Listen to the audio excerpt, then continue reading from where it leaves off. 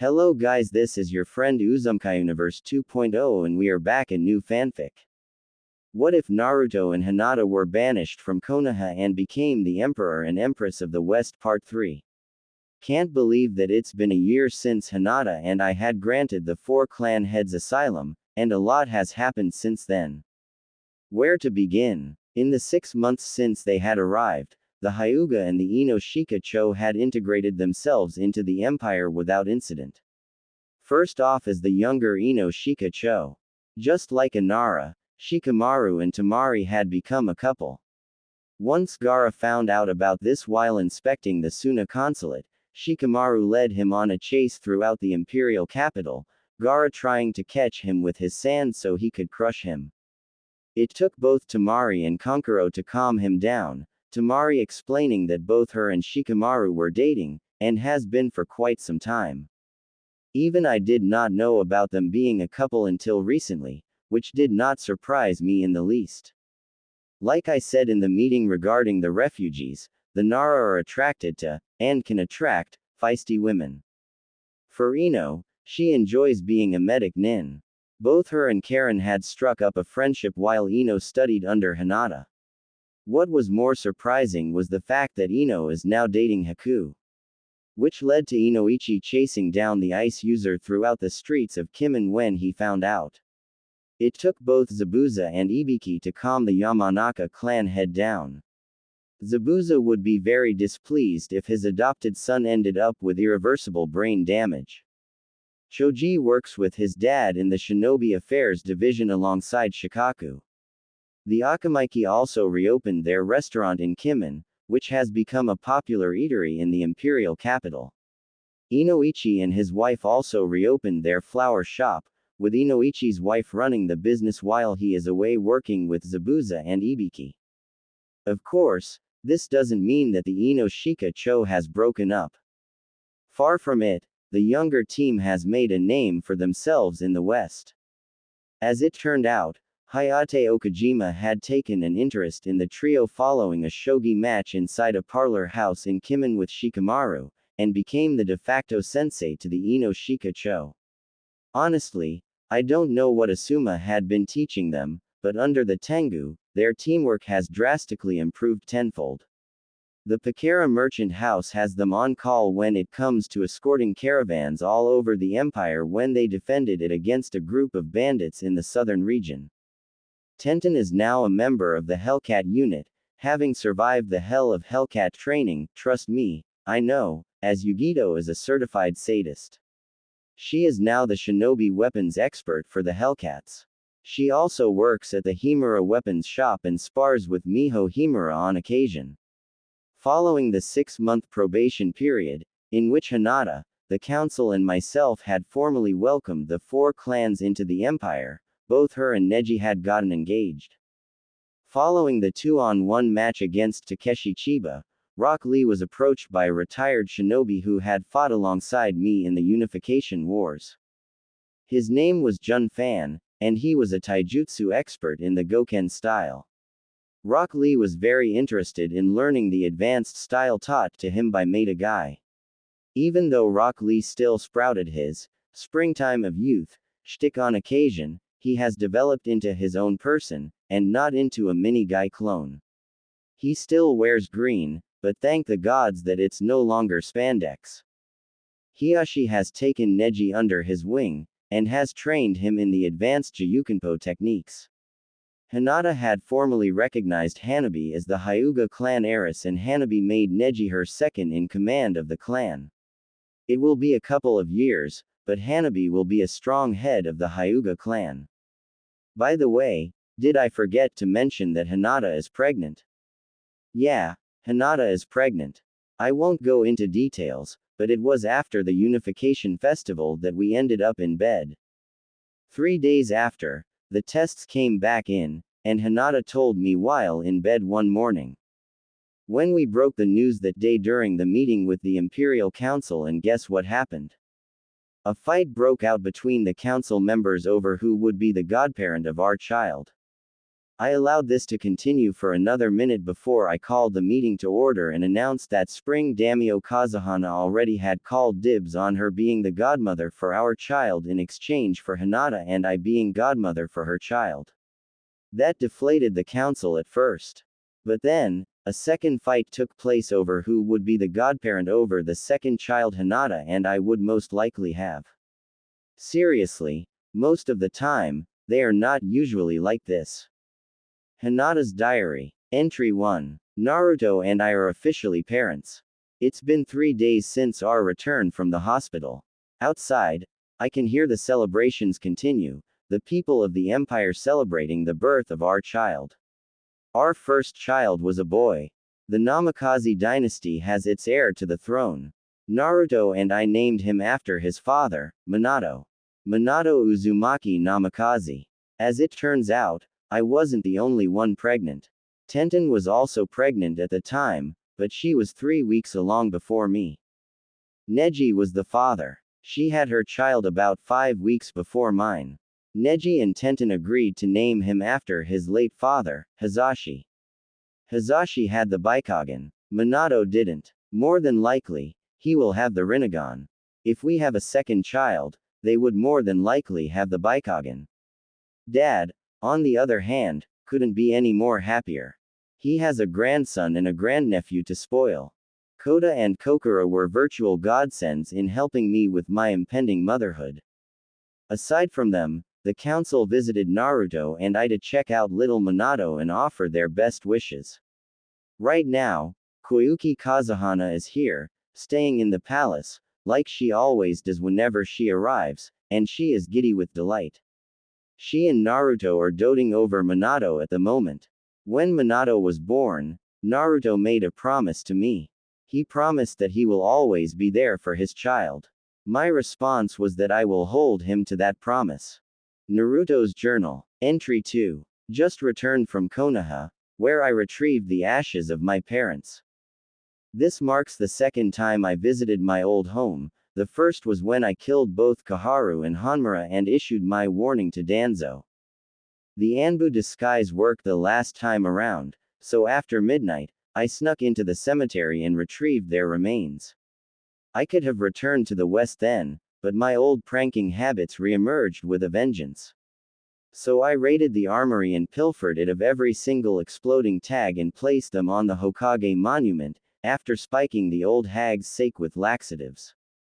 When I discovered I had some left over, I also placed them inside Ichiraku's ramen stand as payback for serving me poison-laced ramen on my birthday up until my banishment.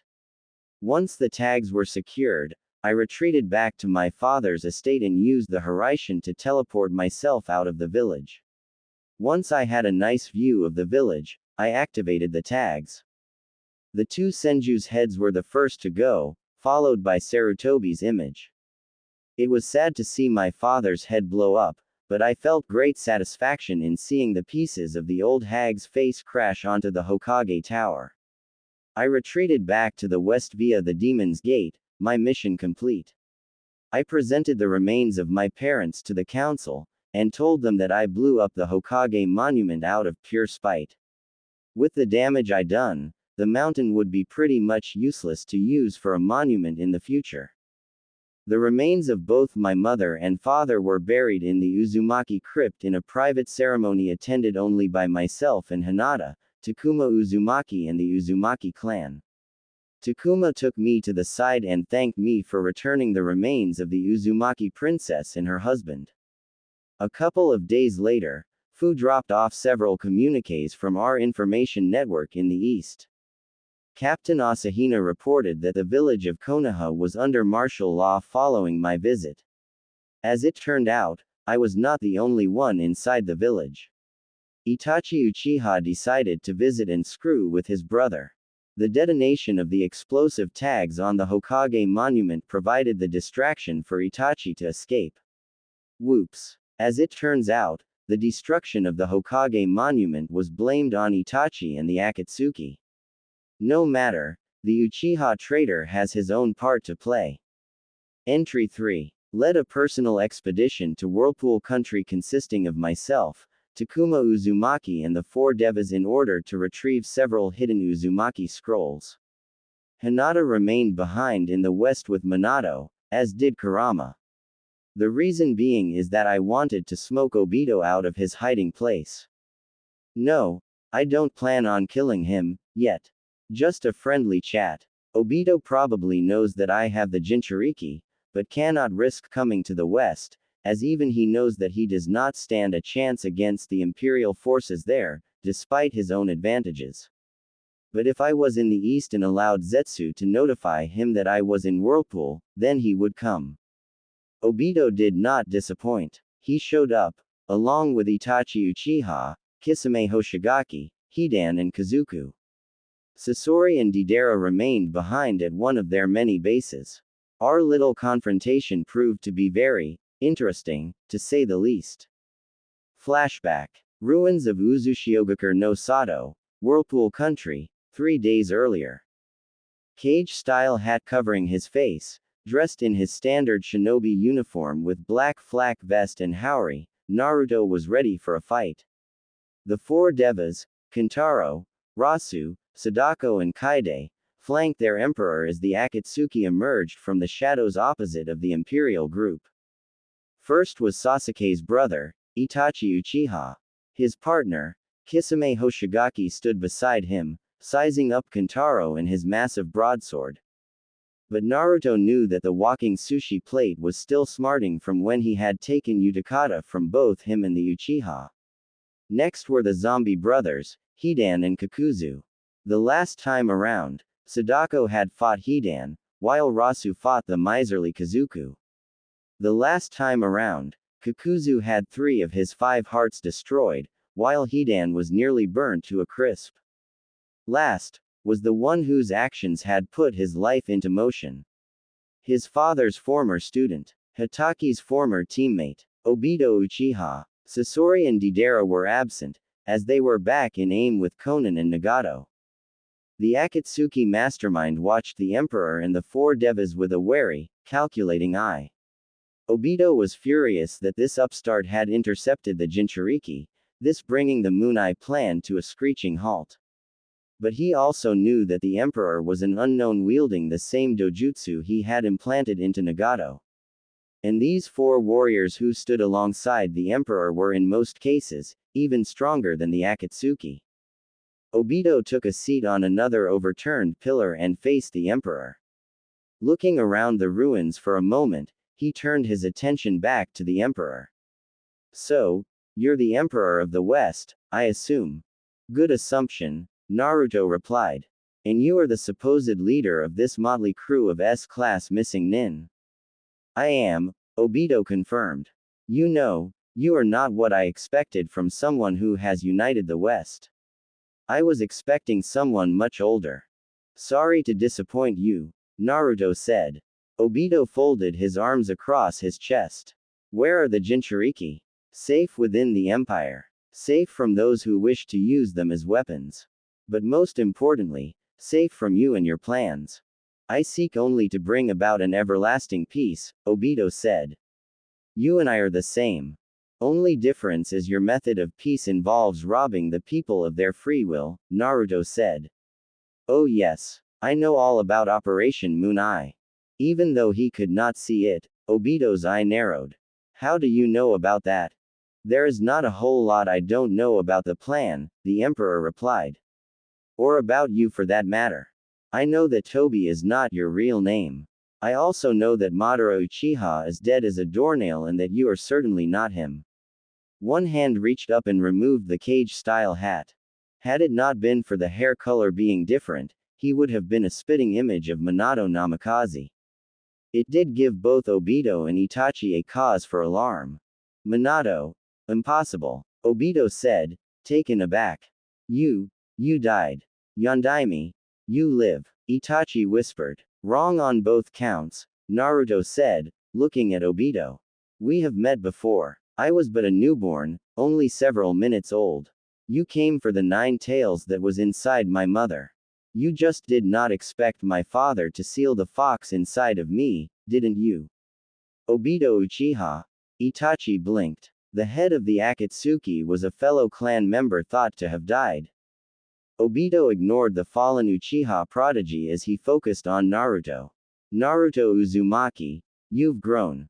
That I agree, Naruto replied. Despite Sarutobi's attempts to stunt my growth, despite the fact that they pissed on my father's final wishes, and despite the betrayal of my former self and my godparents, yes, I have grown. Without the village to hold me back, I have grown indeed. Strong enough to become the Emperor of the West, Itachi noted. I'll say, Hidan seconded. Who knew the little could reach such potential? So much blood he had spilled in order to get to where he is. Jashin would have been pleased. Amazing what hard work can do. Something that your brother has failed to realize, Naruto said, causing Itachi to wince slightly.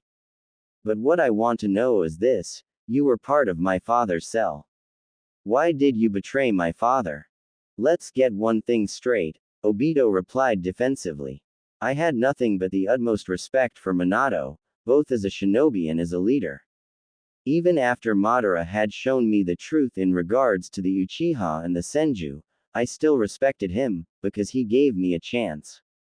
But in the end, he was so damn honorable, even going as far as to seal the fox inside your body, as he would not want no other child to be subject to the life of a Jinchuriki. The masked man paused for a moment. Their deaths were but a minor setback for the greater plans of the Akatsuki. But you, on the other hand, have brought what Madara wanted, what I wanted in danger. You may call Operation Moon's-Eye what you want, but all I want is a world free of war, of suffering, an end to the tears. With the Uchiha leading the world in an era of so-called peace, Naruto snorted. Better us than the Senju, Obito rebuked. You yourself can bear witness to that, Naruto. I know that Tsunade was your great-aunt, as well as your godmother. I know she blames you for your mother's death just as Jiraiya blames you for the death of Minato. You have gotten strong, even stronger than Sasuke. Even without the fox, you have gotten stronger. In effect, you owe me. I made you what you are today. If it wasn't for me, you would be stagnating in Konohagakure no Sato, just like Sasuke is right now. And it would be a shame to have you as my enemy when I can have you as my ally instead. Naruto ed an eyebrow. Your father was my teacher, Obito continued. I can be a teacher to you, a mentor. I can show you how to master the Rinnegan, to master the six paths. You have the potential to become even greater than your father, than the other Hokages before and after him. You becoming Emperor of the West is proof of that. Join me, Naruto. Join me and we can lift the web of lies. We can crush the leaf once and for all. You have an interesting point, Naruto said. But, I must decline, as your crimes are too great. Crimes? What crimes? Obito asked. Naruto ticked off Obito's offenses on his fingers. You used the Sharingan on Yagura and incited a bloodline purge upon the innocent people of Mist in an attempt to eliminate those who would be a threat to the Uchiha and the Sharingan in the long run. You tried to use the Jinchuriki, the closest I have as brothers and sisters, in a plan for world domination. But your greatest crime is that you robbed me of my parents. He stood up. My parents know that it was you who had done this. They also know about the Sanin's betrayal. So consider this my solemn pledge. I will not only wipe Konoha off the map, with Sasuke as the catalyst for Konoha's destruction, but I will also exterminate your organization, and I will crush the remnant of the Uchiha clan. Itachi will die, as will Sasuke, and you. End flashback. Obito did not take my declaration very well. The Akatsuki attacked. I and the four Devas fought back. Hidan had taken on Kaide, Kisame fought Kentaro, Sadako and Kakuzu mixed it up, and Itachi wanted a rematch against Rasu. I fought Obito. His time-space jutsu had started to get annoying, until I got close enough to slap a seal on him which nullified it, thus making the battle a bit more even. Obito wielded a katana and Madara's battle fan. I had only my katana. Bless you, Sanshi, for teaching me Ido. And bless you, Zabuza for teaching me Kenjutsu. I think Obito was very much surprised that I was at his level, or in my case, exceeded it. He did tag me with a couple of good shots, while I destroyed his mask. Obito, seeing that he could not win, ordered the others to retreat, after seeing that his members had been defeated once again. The message had been sent. The son of the Yondaime is back. And he is gunning for you. Entry 4. War is imminent for Suna. I should start from the beginning. Hinata and I were in Suna on an inspection tour of the Suna branch of the Pakara merchant house, and to receive intel regarding Konoha, Orochimaru and the Akatsuki. Honestly, I did not expect two of the Akatsuki to try and kidnap Gaara. The mad bomber from Iwa, Deidara and Chiyo's grandson, the mad puppeteer Sasori of the Red Sands. Sometimes, it sucks being the emperor. Deidara and Sasori had planned this well, I have to admit. A sleeper agent named Yura served as one of Gaara's advisors, slaughtered the entire guard assigned to guard Suna's gates. I confronted him along with Baki shortly after Deidara and Sasori infiltrated. He was strong, but he was no match for me. Once he was dealt with, I took on Sasori. God, did that guy love his puppets. He even went as far as to make his own body as one in an attempt at eternal youth. Sasori was very surprised to see that I was the Emperor of the West. That was all I needed. One fiery Rasenshuriken later and his attack puppets were reduced to carbon, with Sasori himself crippled to the point that he begged for his life. Too bad that I was not in a forgiving mood as I crushed his heart under my heel and incinerated his remains. With Sasori dead and gone, I had to see how Gaara was making out with Deidara. I arrived just in time to see Deidara on the back of a giant clay bird dodging Gaara's sand. Too bad Deidara did not see my wife on a Niabi roof, nor that Gaara was manipulating him into moving closer to Hinata. When Deidara was close enough, Hinata struck. I think I'm rubbing off on her. She leapt into the air and blasted him off of his clay bird with a scorching deadly tempest. As she fell back to the earth, I caught her while Gaara caught Deidara in his sand. One sand burial later, and Deidara was no more. I had a feeling that Zetsu had seen the battle and had hightailed it out of Suna to report it to Obito. Which meant that we will soon have an invasion on our hands. I told Gaara that if I was Obito, I would invade Suna. He agreed with me and began to mobilize his forces. Hinata and I returned to the west. I called an emergency meeting of the Imperial Council and told them of the impending invasion and of my intentions to help Gaara. The council agreed, and with their blessings, I mobilized 4 battalions, 2 shinobi battalions and 2 samurai battalions. Not taking any chances, Hinata had also mobilized the Imperial Logistics and Medical Division, as she expected the number of wounded shinobi to be very high. I also summoned Zabuza and his demon brigade. Zabuza was more than happy to get in on the impending action. The 4 devas, Cell 9 and the younger Ino Shika Cho also volunteered. But that would not be enough. I needed more backup. Which is why I summoned the Jinchuriki. Flashback. House of Sovereigns, Council Chambers. The Emperor and Empress consort of the Western Empire sat in their chairs as the Jinchuriki, and one freed Biju queen, stood before them. Following the deaths of both Sasori and Deidara in Suna, it was made clear that an Akatsuki invasion of Suna was imminent. With only 72 hours to prepare for the impending invasion of Suna, Naruto had to work fast. Naruto had already mobilized 4 battalions of the Imperial Defense Force and they were primed and ready. The Ino Shika Cho trio and Cell 9 were also summoned and ready to enter into the fray. Naruto looked at the Jinchuriki assembled. To him, they were the closest thing he had as siblings, given their connection to being Biju containers. In less than 3 days, Gaara and Suna will be attacked by the Akatsuki. With the exception of Sasori and Deidara, who have been killed by Hinata, Gaara and myself, the entire gang from Itachi Uchiha to Konan and the 6 Paths are coming to play. Even worse, they are backed by 100,000 white Zetsu clones. What does this have to do with us? Han grumbled. I plan on going to war against the Akatsuki, Naruto continued. I plan on wiping them out once and for all. The reason why all of you are here is that I am asking you to come with me to Suna. Given your past problems with the Akatsuki in regards to your Biju, I'd figure that you would want some payback. If you refuse, then I will not hold it against you, and you will be free to leave. The Jinchuriki looked at one another, conversing with each other for a moment. Yugito was the first to speak. I've fought alongside you and Hinata for a long time. As long as I can bring my Hellcats to the party, I'm in.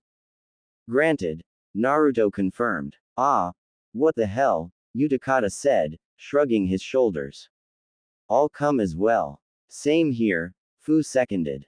We'll take these punks to the pain, killer be wrapped, causing the others to sweat drop. Show 'em that the West plays no games.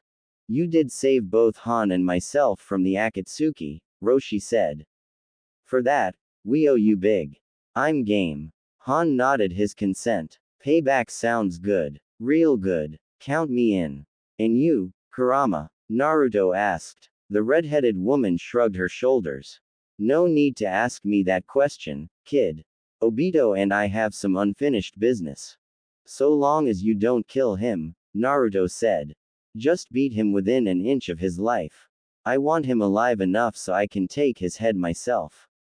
End flashback. Say what you want about Kurama, but she proved to be very helpful in transporting 4 battalions, plus 3 special forces teams and the remaining Jinchuriki to Suna en masse. When I returned, Gaara had been busy. He had evacuated the civilians out of the city and into several fallback positions out of harm's way. Suna was made into a virtual fortress. To anyone from the elemental countries who is watching, you will bear witness and see what happens when you decide to screw with the unified West and her allies. This will give you pause and to rethink your line of thought. Hinata's diary. The battle is over. The Suna Imperial forces have won. The Akatsuki have been annihilated. 100,000 Zetsu clones, along with Obito and Itachi Uchiha, Kisame Hoshigaki, the Zombie Brothers and the 6 Paths of Pain, against 6,500 Suna ninja, 50,000 Imperial soldiers, 6 Jinchuriki and 1 freed-tailed beast. Sounds like a suicide battle, right? Well, my husband was once known as the unpredictable, knuckle-headed ninja of Konoha. And as emperor, he still lives up to his title. Gaara had declared most of the city expendable. Suna can always rebuild, he surmised. Kurama vowed to deal with Obito personally, while Naruto decided to deal with Itachi. The consulate had been transformed into a triage center and the Yamada clan were renowned for their healing jutsu. Naruto had ordered me to remain at the Cage Tower. I refused. Where you go, I go, I told him, giving him no room to argue with me. He sighed and allowed me to come with him. The gathered forces of Suna and the Empire were in the streets, ready for the battle. Seeing as how I had fought alongside him, I know how Naruto works. He has that charisma that makes people believe in him, which is why the Imperial forces will follow him even into the depths of hell. This is where we fight. This is where they die. The Akatsuki will be crushed once and for all. Give them nothing, but take from them everything. The Imperial forces and the Suna ninja broke into cheers, raising their weapons into the air. Naruto sure knows how to work the crowd, to pump them up full of confidence. It was midnight when the Akatsuki came. They came in through the gates which had been destroyed earlier by Deidara, led by Itachi Uchiha and Kisame Hoshigaki. Naruto and Gaara had encountered the first half of the Zetsu clones. Naruto created 200 shadow clones and brought down a quarter of the Zetsu clones using the Hirishin, followed by Gaara crushing a sizable portion with the sand burial. As the second wave of clones came charging in, led by Obito himself, Naruto pulled out his trump card. He unleashed the Jinchuriki upon the Akatsuki. Obito had expected to capture them one at a time. But he wasn't expecting all of them to be fighting in this battle. While Kurama went after Obito, Naruto fought Itachi. The battle between the fallen Uchiha and my husband was indeed brutal. Naruto would tell me about it shortly afterward. An epic battle of swords, fists and jutsu. One city block was incinerated with Itachi's Amaterasu alone. Another was razed to the ground by Naruto's deadly tempest. But Naruto would gain the upper hand in the battle when he feigned weakness and allowed Itachi to transport him inside Tsukuyomi. Then he activated his Rinnegan and released himself from Tsukuyomi by using a specialized seal he had created. During the battle, he had gotten close enough to slip it on Itachi's back. It also had the desired effect of destroying Itachi's Sharingan eyes. Naruto retrieved his sword and disemboweled Itachi. Kurama, in the meantime, had beaten Obito within an inch of his miserable life and ripped out the Rinnegan. She would not kill him, as Naruto deserved some payback for what he had done to his family. Zabuza also came out on top in his match against Kisame. He was injured after Kisame scratched him with Samahata, but he would survive. Zabuza's demon unit left a path of destruction in their wake. A and B were pretty much indestructible together, as the pile of Zetsu corpses could attest to the fact. Yugito and her Hellcats showed no mercy. The Ino Shika Cho trio and Cell 9 had a combined total of 300 kills. Both Rock Lee and Neji were injured in the battle and were taken to the Cage Tower to be treated. Hayate Okajima would be pleased greatly as to how the Ino Shika Cho had came out. Jun Fan and Hiyashi would be proud of Rock Lee and Neji respectively. The four Devas took on the six paths in Konan. Nagato had attempted to destroy Suna with a Shinra Tensai, but was stopped by Kintaro and Rasu. Kintaro had heaved Rasu towards the human path and electrocuted him. Chakra rods also are excellent conductors for electricity, so much so that the feedback ended up killing Nagato. The elite guards had defended the Kazakage Tower along with Tamari and Konkuro. Utakata and Fu also assisted in defending the tower. Han and Roshi were like a force unleashed. Han's steam armor made him invulnerable to Zetsu's attacks. I think those two killed more than the rest of the Jinchuriki combined. Like Naruto, Gaara was on the front lines, enveloping the Zetsu clones in mass sand coffins, and destroying them with the sand burials. Shukaku had boosted Gaara's killing abilities 100-fold. While Naruto was fighting Itachi, I assisted the elite guards. My kill tally was up to 120 Zetsu clones. Not too shabby if I say so myself. After Naruto had eliminated Itachi, he reunited with Gaara and the others, and pushed the remaining Zetsu clones into the town center. Out of a force of 100,000 clones, only 300 remained. Naruto gave the order, destroy them all. And that we did. Once Naruto and Gaara had claimed victory, Naruto had retreated to the Cage Tower. Once behind closed doors, he passed out from chakra exhaustion. Gaara and I carried him to the Kazakage office, and allowed him to rest. The Akatsuki invasion of Suna is officially over. Snafu's notes. An early Christmas gift to my fans. Sunagakur no Sato, Wind Country, 3 days after the conclusion of the Akatsuki invasion of Suna.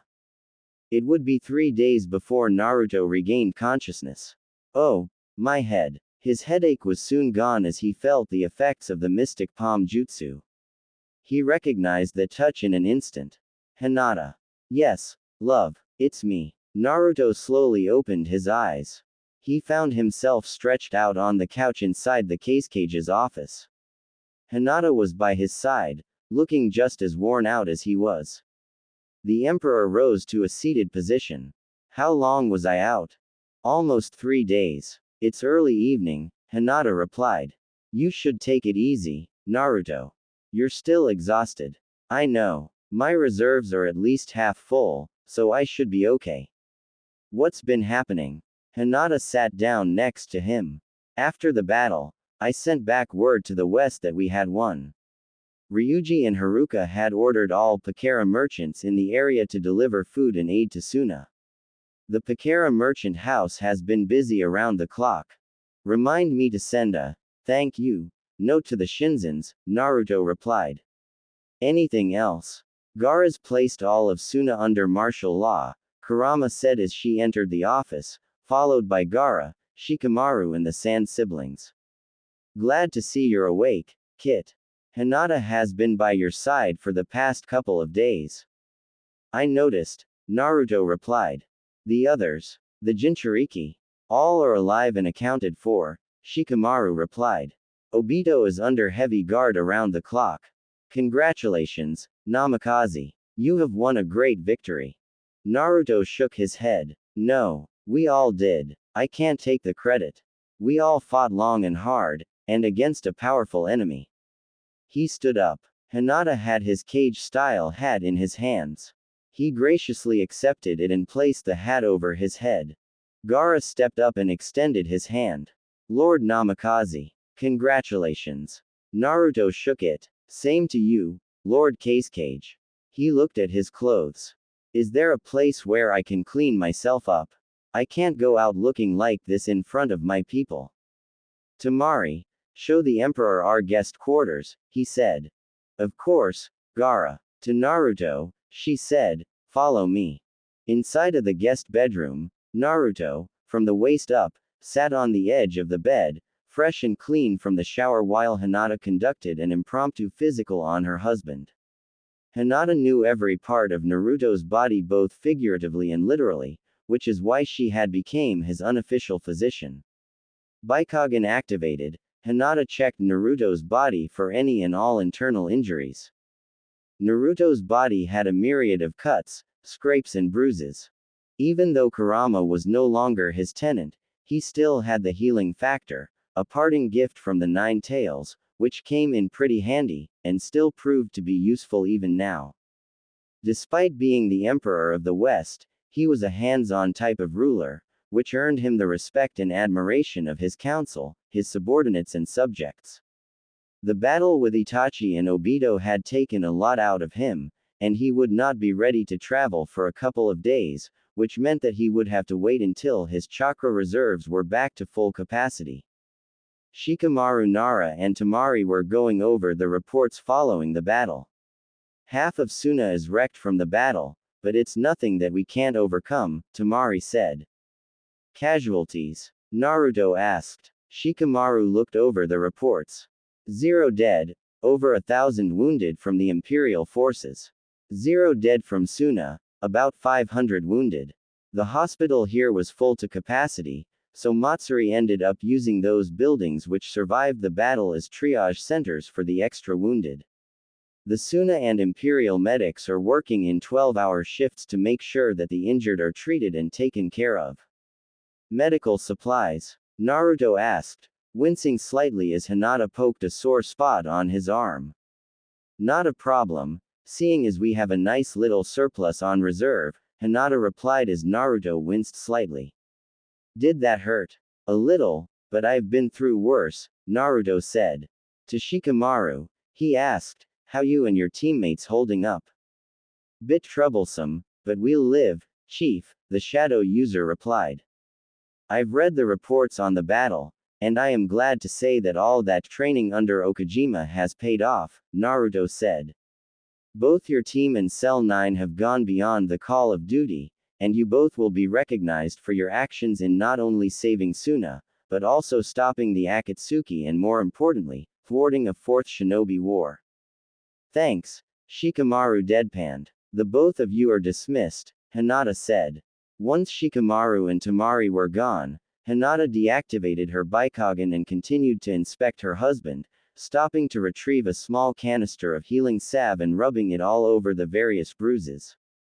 Your injuries could have been a whole lot worse, she said. Given who my opponents were, I'm not surprised, Naruto replied. I faced down 2 Uchiha. One's dead, and the other will be executed once we return home. He turned his head in order to look at his wife. I thought that medics were to stay away from the battle.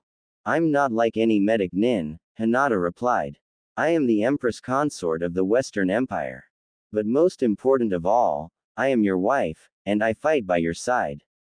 Seeing as how you conceal my chakra with your gentle fist, as well as causing untold levels of pain on my body, I know better not to disagree with you, Naruto deadpanned. Hinata smiled. Smart move, she said, pecking him on the nose. There. Done. She closed the jar of salve and placed it back inside her pouch. Nothing broken, thankfully. Naruto nodded as he finished getting dressed. The knock on the door came as Naruto finished dressing up in his battle uniform, the mesh shirt, black pants and ninja sandals. The black flak vest was partially covered by the black haori with the red flame pattern on the tail ends, the 4 symbols seal on his back in red. Whenever he was leading into battle, his hair was styled in spikes, similar as to how his father would usually wear it, rather than being combed back.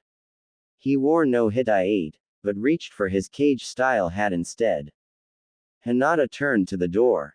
Come in. The door opened and in walked a battered Fu. Chief. Lady Hinata. What is it, Fu? Naruto asked, turning around.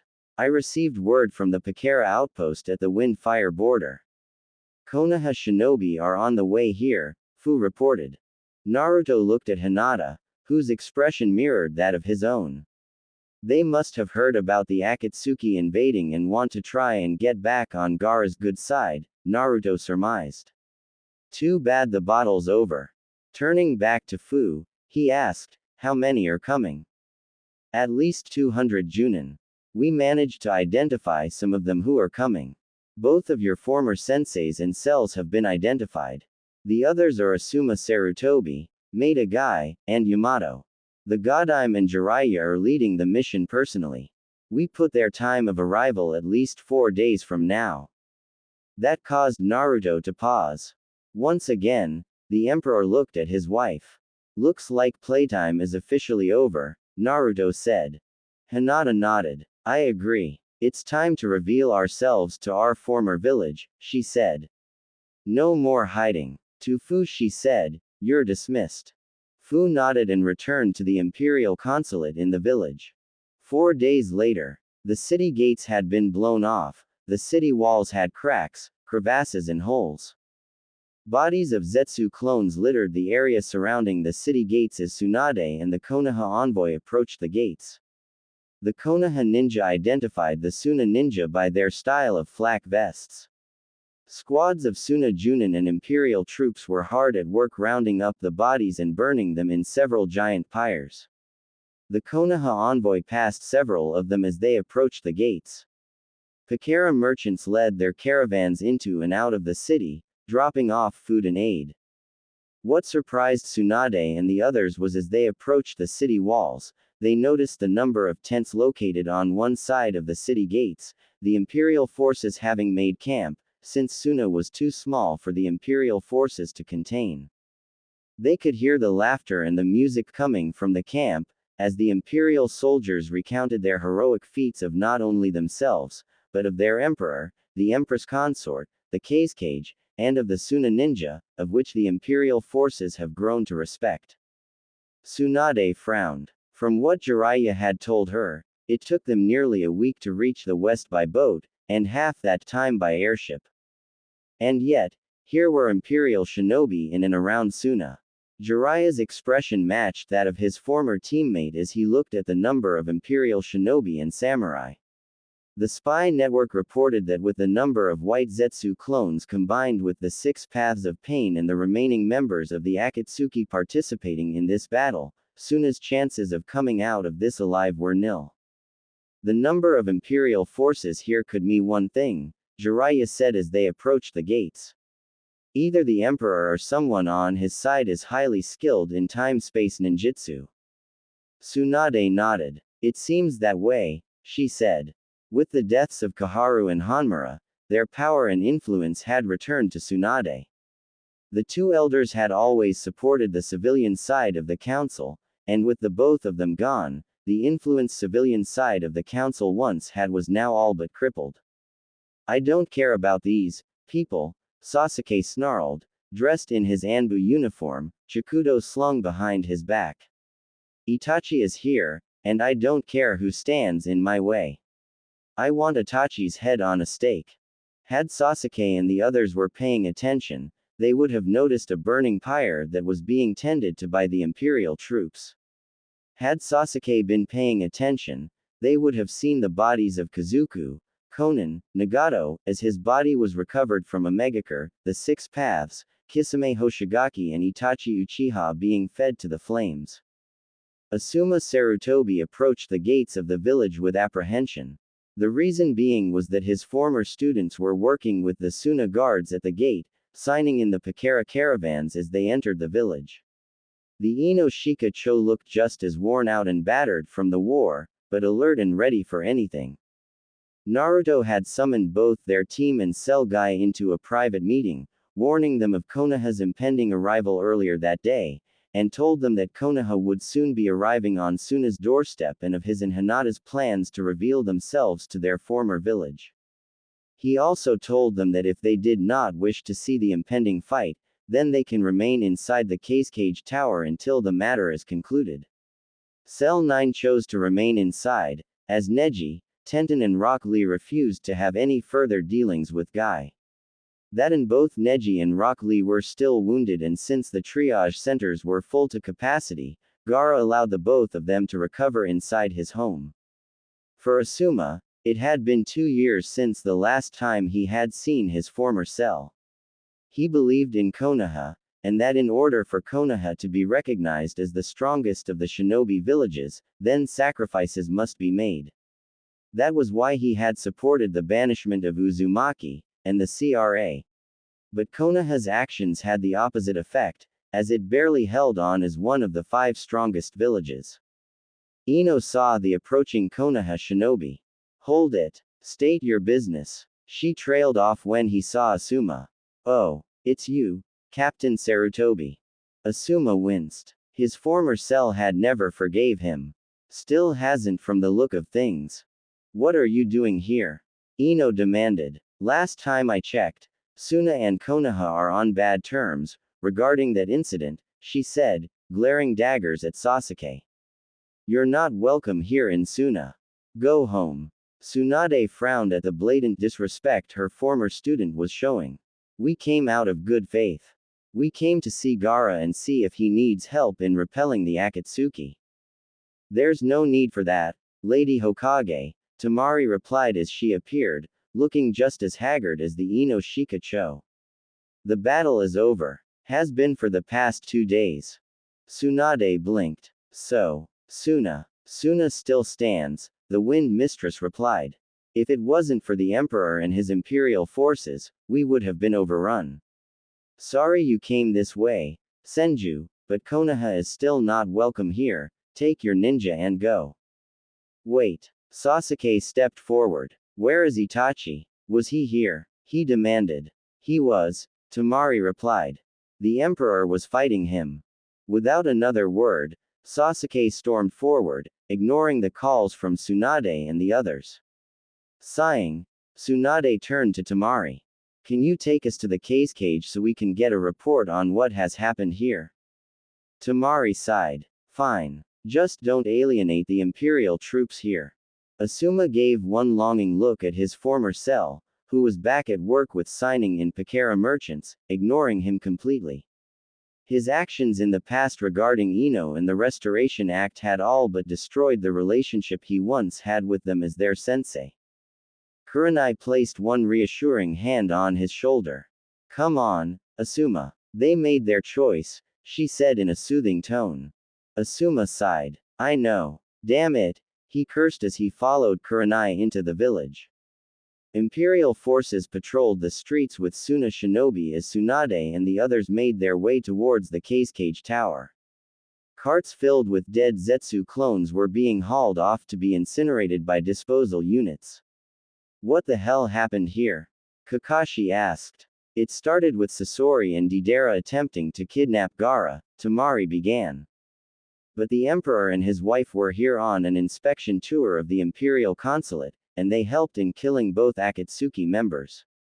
It was then revealed as Deidara lay dying by the Empress consort's hands that the Akatsuki planned on invading Suna to gain a foothold. 100,000 Zetsu clones, created by the Akatsuki as their main attack force, plus their remaining members against Suna's shinobi forces, with 4 battalions and 3 special forces units of the Imperial Defense Forces, with the Emperor and Empress consort leading them alongside my brother. Our combined numbers were 80,000 to their 100,000. 100,000. That's nuts. Kiba exclaimed. You guys were outnumbered 2 to -1. Tamari smiled. True, but the Emperor and his wife has fought against twice that number when they was uniting the West. I heard that he could bring about victory from defeat. Those rumors turned out to be very true. Those 100,000 clones turned out to be a major disadvantage when in close quarters. It's not entirely impossible for a smaller force to defeat a much larger force, Shino noted. Minato Namikaze decimated Iwa's ninja force by himself in the last Shinobi War. And his son just blew his kill record out of the water, Tamari thought. She had heard rumors of the Hiroshin in action from Iwa Ninja. Seeing it in action, on the other hand, was a completely different story. It was beautiful, but at the same time, very deadly. How did the Emperor manage to marshal such a force in such a small amount of time? Jiraiya asked. The Emperor is a master of time-space jutsu, Tamari replied, thus confirming both of the Sannin. To be able to transport 4 battalions of shinobi and samurai from one continent to another has to be hell on one's chakra reserves. Reaching the town square, the area was clear of the Zetsu clones. On the opposite end of the square, Tsunade saw him. The Emperor of the Western Empire. The man radiated authority, and was dressed in all black, black flak vest, pants and sandals. The sleeveless haori was also black, but had a red flame pattern on the tail ends and a second symbol which Tsunade could not see clearly. His face was concealed by the black cage-style hat he wore on his head. The Godime Hokage nudged Jiraiya.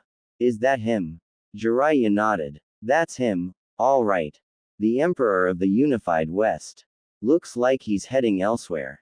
He summoned Yamato. The Mokoden-wielding Anbu commander was at Jiraiya's side in an instant. Sir. Follow the Emperor, Jiraiya ordered. Report anything out of the ordinary to myself or Tsunade. Yamato nodded and departed from the group. Tsunade gave the order to the others to help out in any way they could while she and Jiraiya went inside to talk to Gaara and the Sand siblings. With Yamato, the Imperial Consulate was a walled compound 2 blocks away from the Cage Tower. As with the rest of Suna, the compound was damaged in the fighting, but was still livable. The imperial representative was Hikaru Shinto, Rose Shinto's uncle and an accomplished shinobi. When the invasion came, he fought alongside his emperor and empress consort, and was wounded during the fight between Hidan and Kazuku. Before Hidan could perform his ritual, it was Sadako Asahina who had made the save as she incinerated the bloodthirsty Jashinist priest ninja, reducing him to ash. The Imperial Consulate was also the place where the Jinchuriki were resting up following the Battle of the Sand. The Jinchuriki, Yugito ni, Killer Bee, Utakata, Roshi, Han and Fu, had fought valiantly in the battle which lasted for 4 hours. Even had gotten in on the action, fighting at his brother's side. Yamato watched from a safe distance as the Emperor entered the Imperial Consulate. The gates were guarded by Imperial guards. Yamato saw that the building next door to the complex was not guarded, which was perfect enough for him to sneak in. The building itself was 3 stories tall, but tall enough for him to look over the compound walls. Yamato took notice of a gaping hole in the wall which would give him a perfect view of the inside of the consulate's courtyard. The building itself was unguarded, allowing Yamato easy access. Yamato made his way to the 3rd floor and found the jagged hole overlooking the consulate. What he saw surprised him. Jiraiya and the Godime had suspected that the Empire had taken the Jinchuriki, he thought. Look like they were right. I see Killer Bee, Yugito, Utakata, Fu and those 2 from Iwa, but no Uzumaki. And who is the red-headed woman with them? He watched as the Emperor emerged from the consulate. Almost immediately, the Jinchuriki and the red-headed woman stood before the emperor and went down on one knee. Money cannot buy the honor which you all have earned through your actions during this conflict, Yamato had heard the emperor say to the Jinchuriki and the mystery redhead. Your actions here in the past several days will forever be remembered, as you have brought much credit upon yourselves and on the unified Western Empire. As emperor of the imperial nation, I declare you all national treasures of the empire. Sir. Kurama and the Jinchuriki barked out in unison. Having seen enough, Yamato silently left the scene, unaware that he had tripped a hidden seal alerting the emperor to his presence. In the consulate, Naruto merely smiled. With Kurenai and Cell 9.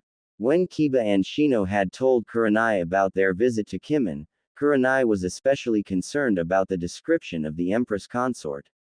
So when they passed a triage center, curiosity had gotten the better of the trio and they walked inside. Several rows of cots were lined up throughout the room, each of them containing either an injured shinobi or samurai. As Suna medic nins, imperial medic nins and combat surgeons worked to make sure that they were comfortable. The former cell identified Matsuri instantly, as she was talking with several other Suna medics. And Kurenai saw her. It had been 6 years, but she recognized her former pupil in an instant. Her hair was cut short, but it was in a much different style than she wore as a genin under her command. Kiba saw that she had filled out in all the right places and was trying his hardest not to gawk, or drool, at his one-time crush. Kurenai saw that she was a medic nin, and her attire had backed that claim, a black shinobi shozoku with a fishnet undershirt, black junin flak vest. A satchel of medical supplies was strapped to the small of her back along with a pair of curved knives. Kurenai deduced that they were not from the east, but despite the exotic look to them, they were very deadly. She was talking with several imperial medics, an air of authority around her.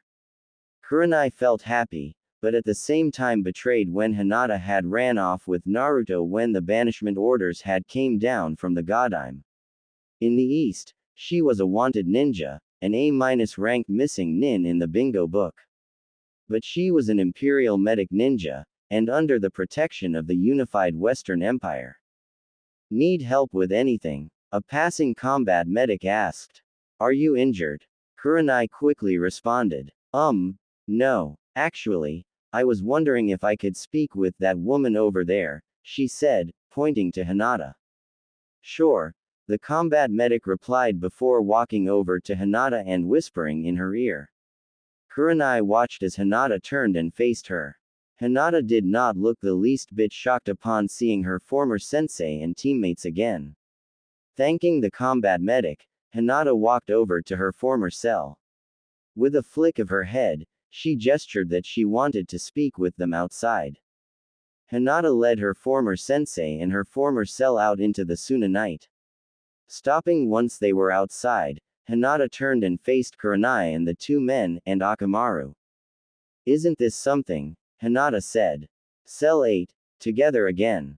Hinata. Kurenai began, not knowing whether to either be disappointed or proud of her former student. You look good. Real good, Kiba seconded. You can drop the act, Kurenai, Hinata said, folding her arms across her chest. Kurenai frowned. This reunion had just went south quick. That's Kurenai-sensei to you, Hinata, she snapped. No, because seeing as how you denounced me when I left Konoha with Naruto, I don't see you as my sensei anymore, Hinata rebuked. What I want to know is this, why did you denounce me? Kurenai sighed. She turned away, as she could not look Hinata in the face. Hinata, what you did to me that day, what you did to all of us. I saw it as a betrayal. Even after I warned you about Uzumaki, that he was nothing but a fox in human skin, you still ran off, abandoned the village when he was banished. When I found out what you did, I saw it as a betrayal. She turned back to face her former student. So, yes, I denounced you. Judging by your tone, you still stand by your decision, Hinata noted. She did not sound surprised. Did you support the Godime's decree that Naruto should be banished? I did, Kurenai replied firmly. We all did. We still believe in that the Godime and the council did the right thing, Hinata. Not everyone, Yuahi, Hinata said. My father and my sister, the Ino Shikacho and their children, my cousin and his teammates, they honored the Yondaime's request, something that you, Asuma and the others should have done. Kurenai's eyes narrowed. Just how much did Hinata know?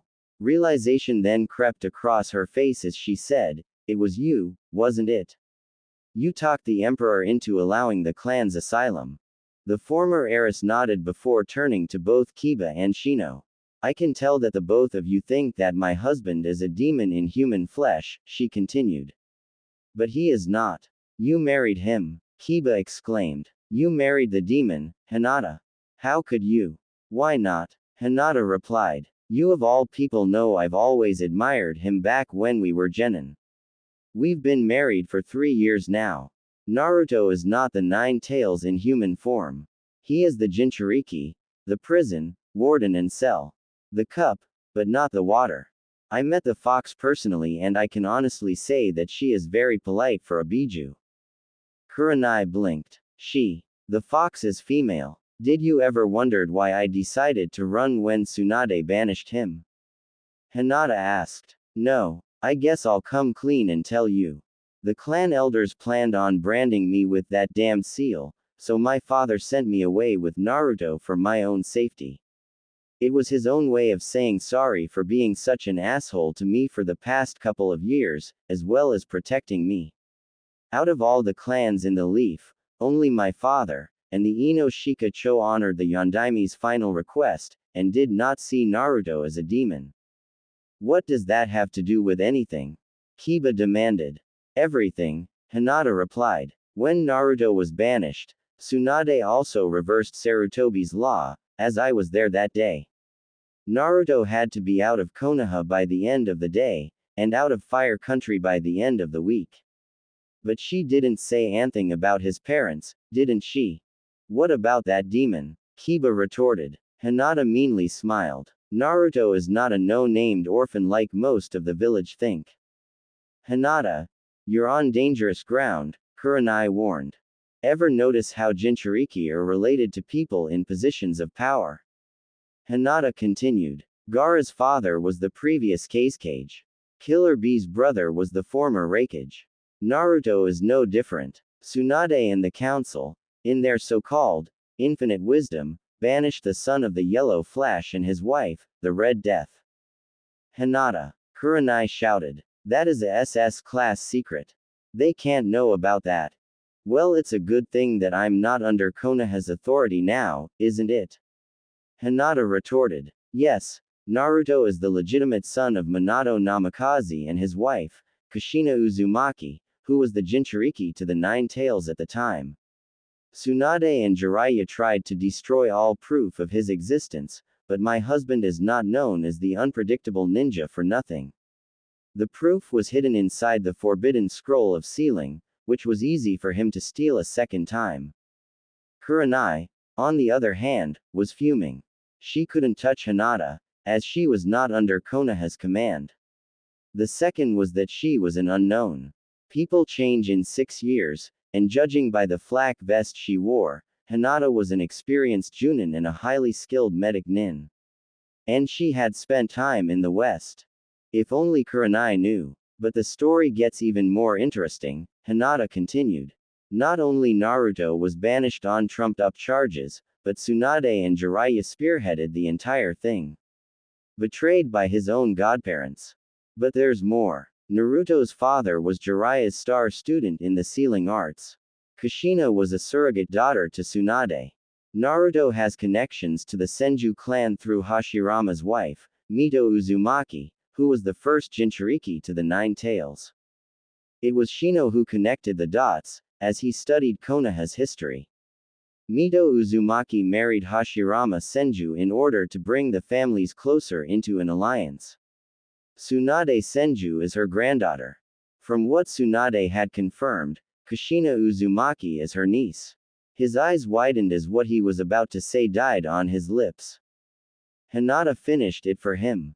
Yes, Shino. Tsunade banished her great-nephew. Enough. Kurenai shouted, now furious over the fact that Hinata had broken several of Konoha's darkest secrets. Enough, Hinata. Or what, Kurenai? Hinata shot back, not backing down from her former sensei. You're still in the bingo book for deserting Konoha, the Genjutsu mistress replied, preparing to strike. And you broken the laws regarding Uzumaki's lineage. I wanted to try and reconcile with you, but you leave me no choice. Shinra. Tensai. Crunch. Kiba looked around. What the hell was that? Kiba half shouted, looking around. More than likely, the Uchiha pissing off the Emperor, Hinata replied casually. And he is not as forgiving as most people think. Kurenai's eyes went wide like dinner plates. That stupid boy, she shouted, her problems with Hinata forgotten. Kiba, Shino, on me, we got to stop Sasuke.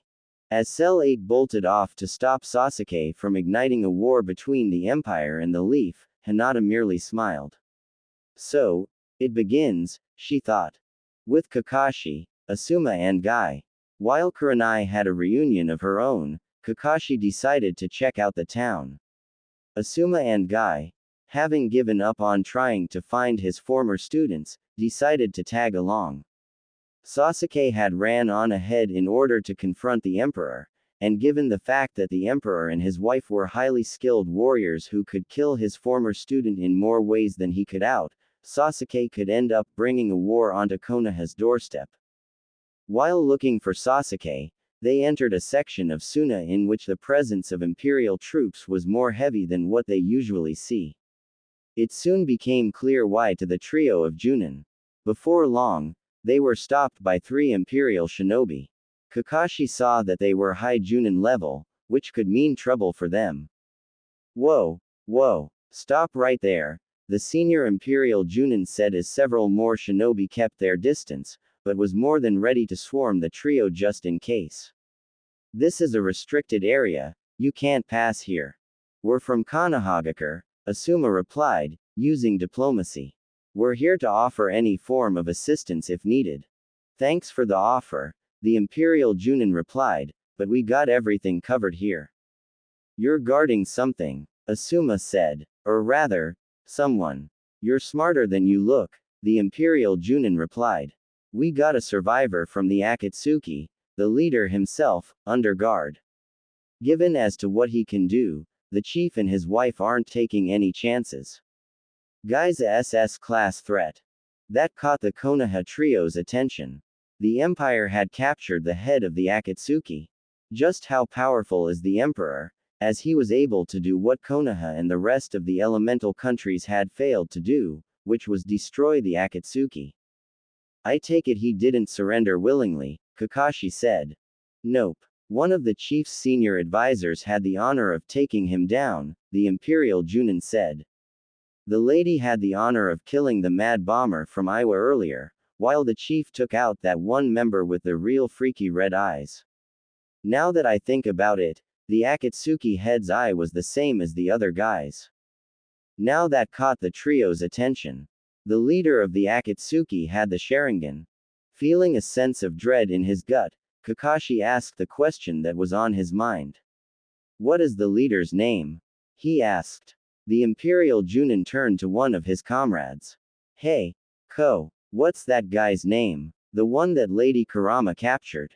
He asked. The one named Ko replied, it's Uchiha. His name is Obito Uchiha.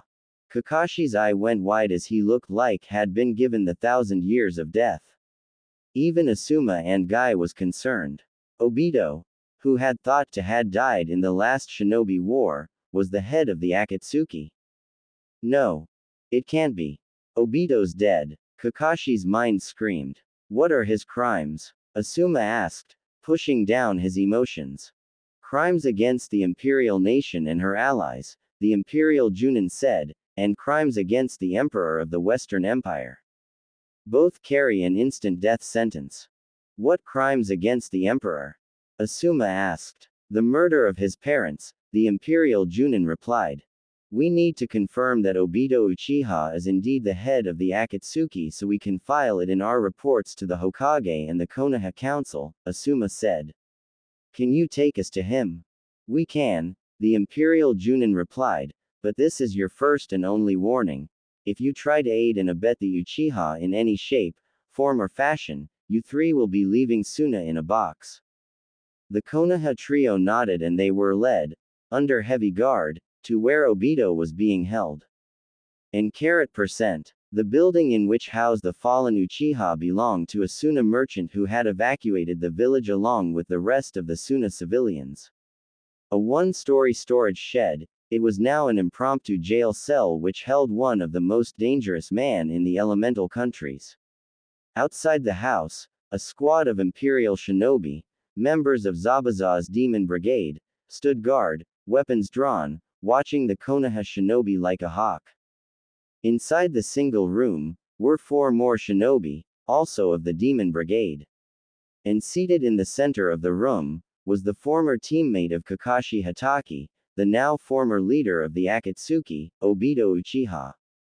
The broken man was seated in a chair. The Rinnegan which he had stolen from Nagato before invading Konoha was removed from his left eye, albeit forcibly at the hands of Kurama. Chakra suppression cuffs were on his hands and even his legs. A series of seals were on his back, which had sealed off his chakra, drained him of his strength and rendered his Sharingan unusable. Overkill, yes, but the Emperor was not one to take any chances. Obito was alone with his thoughts, his remaining eye closed when he heard someone call out his name. Obito. Obito, is that you? Now there is a voice I haven't heard in years, Obito said as opened his eye. Kakashi, Asuma and Guy stood before him. Kakashi Hatake. Asuma Sarutobi. Maida Guy. So it's true, Guy said. We all thought you were dead. Reports of my death were exaggerated, to say the least, Obito replied. Of course, that brat of an emperor will soon rectify that little matter soon. Obito. Why? Kakashi asked. Why are you the leader of the Akatsuki? Why didn't you come back home? How did you survive with half of your body being crushed? I survived because of one man who was thought to have died, Obito replied. I survived because of Madara Uchiha. Madara. Asuma repeated. He should have died years ago. He's even older than Onoki. Since I have a death sentence on my head, I might as well tell you the story, Obito said calmly. And he told them of how Madara survived all these years using Hashirama Senju's DNA and had awakened the Rinnegan, of which he had implanted into Nagato without him knowing, and replaced his eyes with a spare Sharingan. He told them that through the demonic outer path statue, which had kept him alive for all this time, that he created a living clone of the first Hokage, of which was now destroyed by the Emperor having sent his forces to level his hideout, and that the Emperor had resealed the demonic statue and banished it from this plane. I acted at his behest, Obito concluded. And I did it willingly, per to his final wishes. Why? Kakashi demanded, while Guy muttered something about, unyouthful. I wanted to return to Konoha at first, Obito said. But Madara said that would be impossible, as I owed him my life. The crushed parts of my body were reconstructed with Hashirama's cells. While I was recovering and learning how to use my new limbs, I found out through Zetsu that both you and Rin were being attacked by Mist Shinobi. I came to the site, and watched as you shoved a Chidori into Rin's chest. Kakashi winced. You killed Rin, Obito deadpanned. And I killed the Kiri Shinobi when they tried to take her body. It was then, I realized that what Madara was telling me was indeed true. Our reality is indeed worthless and it should be destroyed. In its place would be a new reality. One where there would be no war, no pain and no suffering. Madara told me about the Moon Eye plan. By retrieving the Biju and merging them with the demonic statue, the 10-tailed beast would be revived, with myself as its Jinchuriki. I would use the power of the 10 tails to reflect the Magankyu onto the moon and place the world under an infinite Tsukiyomi. That fool Nagato truly believed that we were making a weapon powerful enough to force the elemental countries to make peace. You tried to make the world in your own image, Asuma said. By robbing it of its free will. Call it what you want, Sarutobi, Obito snapped. All I wanted was to end this world of lies. Sacrifices had been made, my clan, which I helped Itachi to destroy. Sensei and his wife. I still had the utmost respect for Minato, but he was so honorable to the end, even when I unleashed the 9 tails upon Konoha, as he sealed it inside his son. Asuma's eyes went wide. It was you caused the 9 tails to attack Konoha. All those people, the Yondaime and his wife, my mother, dead because of you. He was itching to kill the traitor himself. But now, it's over, Obito said, shoulders slumping. Madara will forever weep in the afterlife knowing that his plans will not take place. The Emperor of the West has retrieved the remaining Jinchuriki and offered them asylum within his empire. To be beaten by a little brat. We're done here, Asuma said to the Imperial Junin who had escorted the 3 of them here. I hope you die slowly, Uchiha, he snarled as he and the other 2 turned on their heels and began to walk to the door. Hitaki. Kakashi stopped in mid-step. He turned around. Come closer, Obito said. There's something else you need to know. Wary, Kakashi walked back to Obito, who motioned for him to come even closer so that he could whisper into Kakashi's ear. Kakashi complied, and Obito told him the final piece of information he had. Something which had rocked even Kakashi to the core. With that, Obito went silent. He would remain silent until the Emperor himself executed him. Upon being escorted out of Obito's impromptu cell, Kakashi had been whispering to himself, it can't be, impossible. What is it? Asuma demanded. What did Obito tell you? He told me the identity of the Emperor, Kakashi confirmed. The Emperor is Shinra. Tensai. Crunch. Asuma, Guy and Kakashi turned to the direction of the explosion. What the hell? Asuma wondered as they sped towards the source of the explosion. On the way, they ran into Kurenai and Cell 8. Kurenai said one thing which had them on edge. We have to stop Sasuke. He's fighting the Emperor now. Asuma nodded and they rushed off to stop the Uchiha from getting himself killed. As they ran to stop Sasuke, Obito's final words rang in Kakashi's mind. The Emperor is Minato-sensei's son, the student who you had forsaken. The Emperor is Naruto Uzumaki. With Tsunade, Sakura and Jiraiya, flanked by Kankuro and Temari, the cage of Suna looked at his Konoha counterpart with great disdain. Both Sakura Haruno and Jiraiya were flanking the Godime Hokage. What are you doing here? He demanded. Last time I checked, we terminated the alliance with Konoha. We came to offer any assistance in any way, Tsunade explained.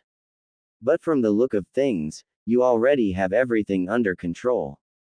Gaara nodded. The battle has been over for nearly a week. The Akatsuki has been completely destroyed. Its leader has been captured by the Empire and will be executed for his crimes. The elemental countries can now breathe a sigh of relief knowing that the Akatsuki is no more. Can we have a report on the battle? Jiraiya asked. One has been sent to the fire daimyo, Kankuro said. You should be getting a copy from him in a matter of days. You just did not show up because you wanted to join in on the battle, Gaara said. What do you want? To speak with the Emperor, and try to smooth over some of the lies he has heard, Sakura said. Some of which were spread by you and your village. Tsunade shot her pupil a nasty glare.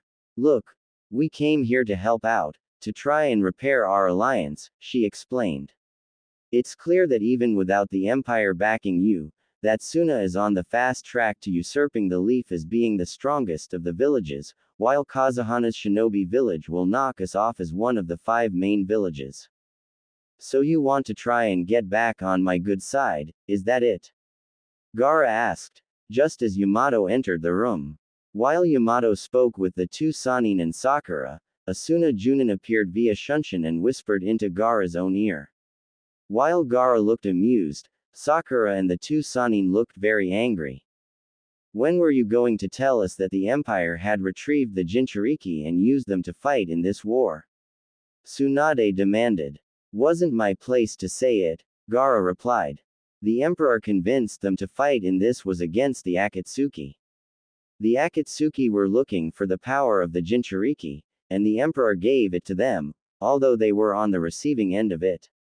If the rest of those demons were here, Sakura began, then Uzumaki was here as well. Gaara's eyes narrowed. In the far corner, the gourd which carried Gaara's reserve sand shook slightly, right before the cork popped out. Senju, please get your student under control, or else the next words out of my mouth will be, sand coffin. Tsunade threw a glare to Sakura which told her to shut up. Gaara continued. Yes, Uzumaki is here, but he is in the employ of the Western Empire, and thus, out of your jurisdiction. However, I would be more concerned about the leader of the Akatsuki which the Empire has captured. In fact, the Emperor has been privy to the identity of the Akatsuki chief for quite a while now. He leaned back in his chair. Tell me, does the name Obito Uchiha ring any bells? That got a reaction from Tsunade, but from more importantly, Jiraiya. Obito was Minato's student. We all thought that he had died in the last Shinobi War. I thought that Nagato was the head of the Akatsuki. Gaara said. Far from it. The Empire's information network is very thorough, even more so than yours.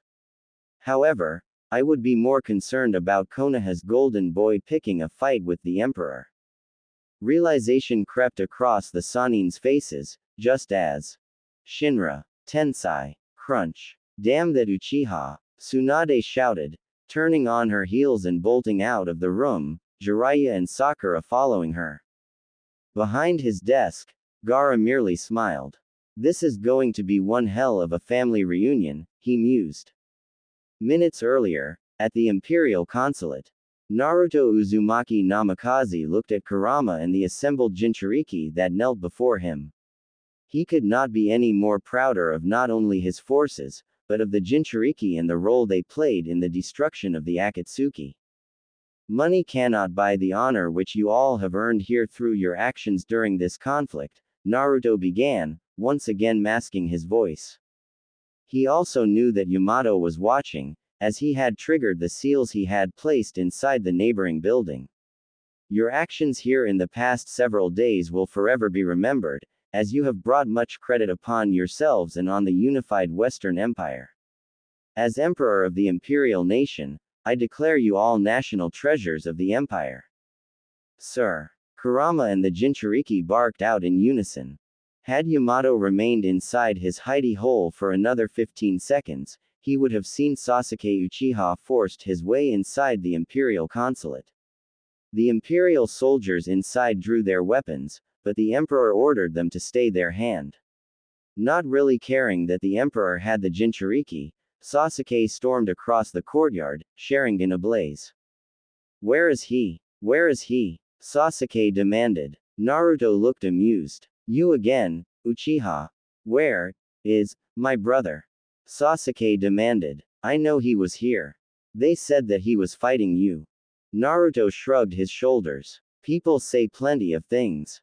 I could have either been fighting either your brother, or his walking sushi plate of a partner. Maybe I was fighting the insane Jushinist and his miserly partner. You never know. This is your first and only warning, little man.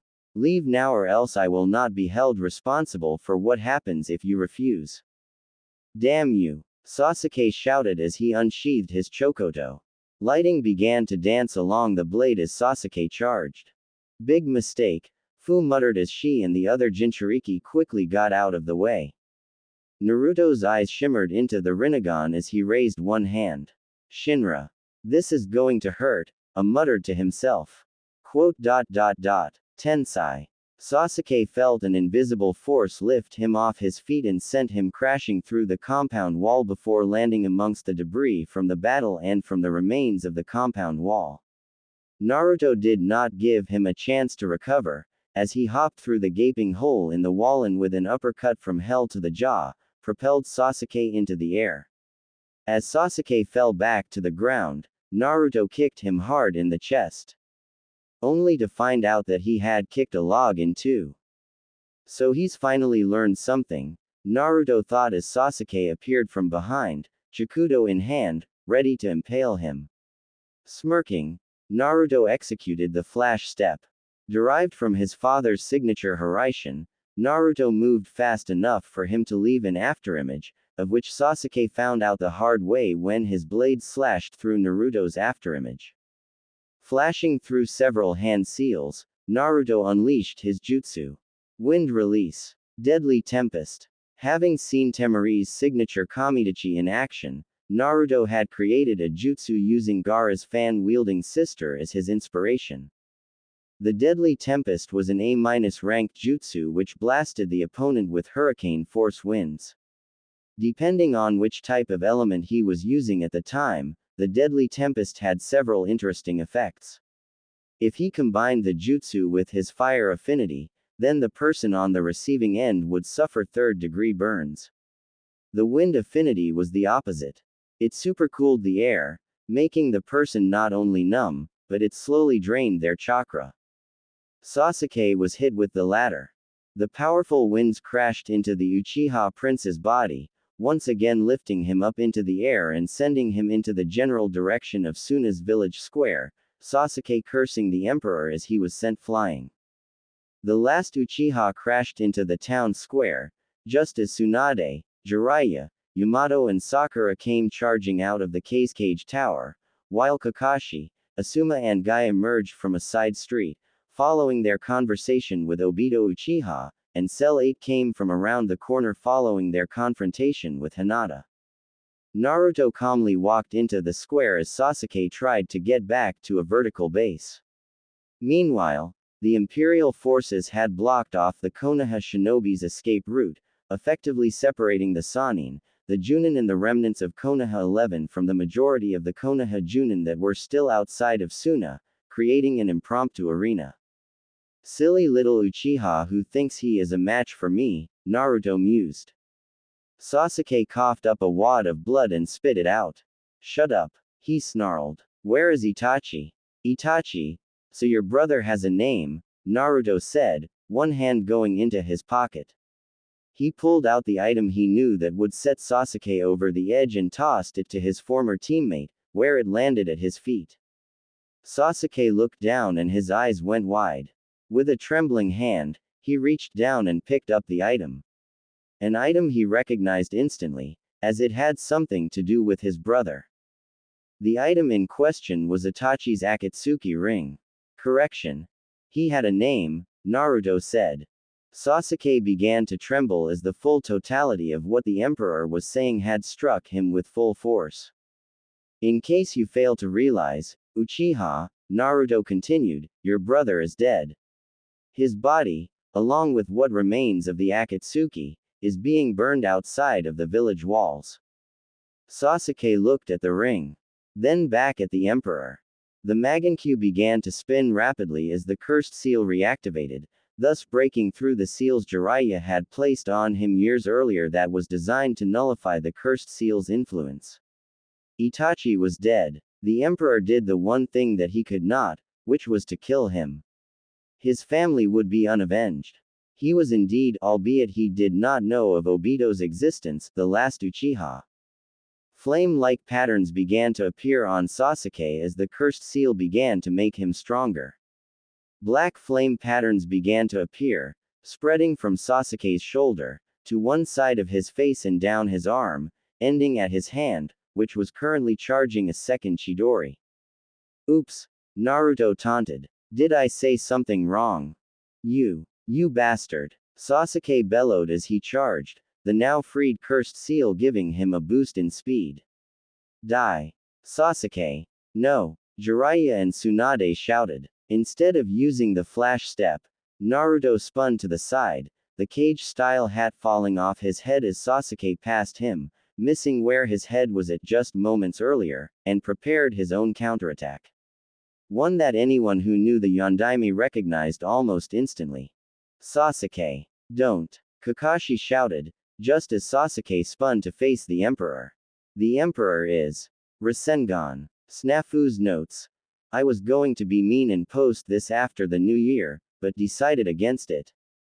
This will be the last chapter I will post for this year.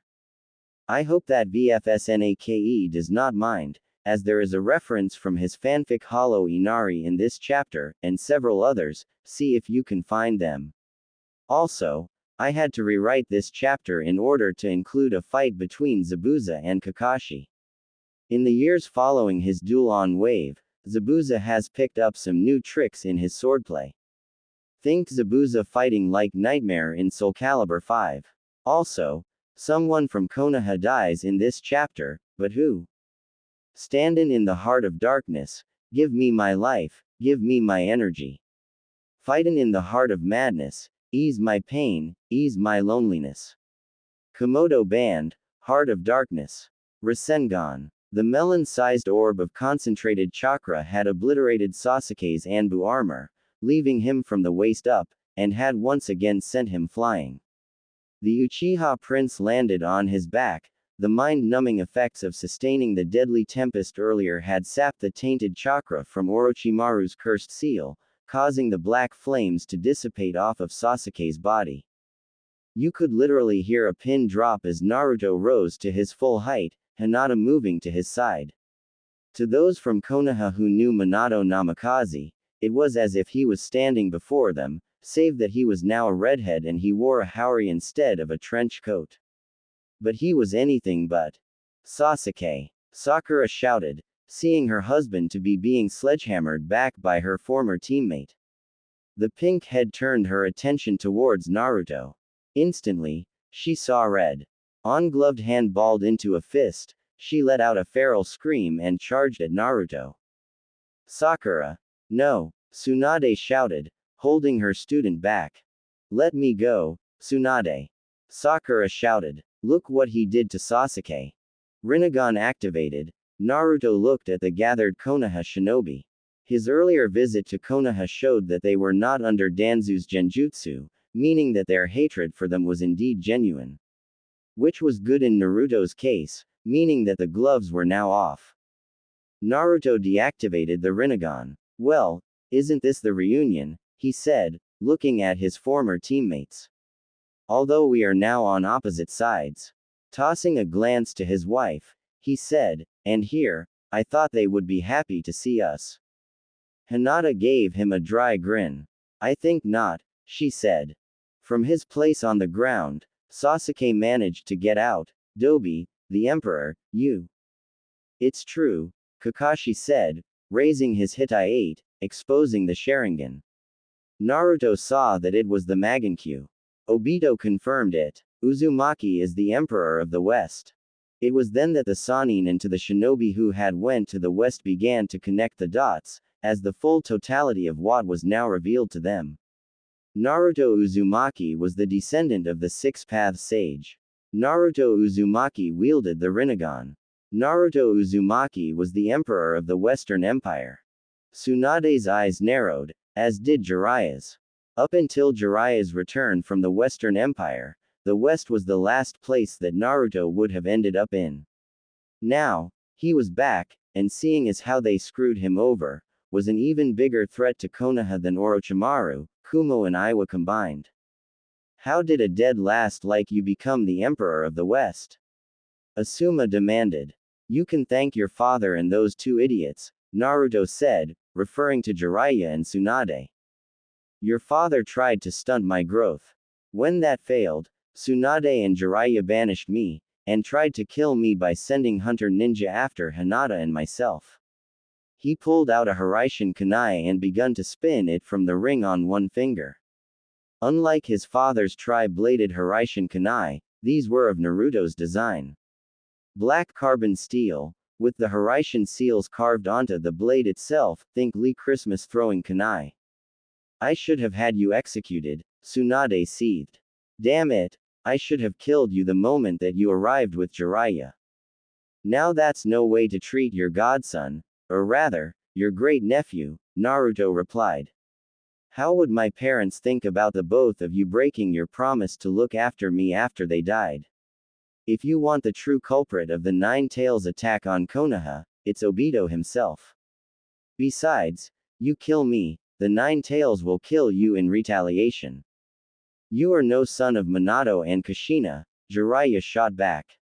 You killed them. You are just a demon in human skin. Naruto chuckled, sending chills down the Sanin's, and everyone else's, spines. You really should rein in your temper, pervy sage, he replied. I could had you and the others killed back in Kimen and your heads sent back to Konoha. But you should be glad that I decided to cut some time for this little reunion. He began to leak potent killer intent as he continued to speak, addressing the Sanin.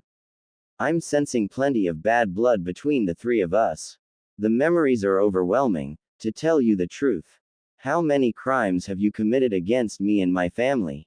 Naruto began to count off their crimes on his fingers.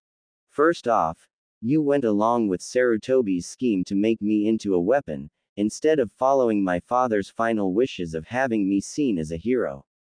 And what else? What else? Oh, that's right, the both of you and nearly all of Konohagakure no Sato favored a potential traitor and banished me for doing my job. His gaze fell upon Tsunade and Jiraiya. But the biggest crimes of all came from you two. You betrayed me, and by extension, betrayed my parents. Betray. Jiraiya repeated. Betray. You're wrong, Naruto. We didn't betray Minato and Kushina. We honored them. Every single day you suffered growing up in the leaf, that was to honor their sacrifice they made in allowing you to live.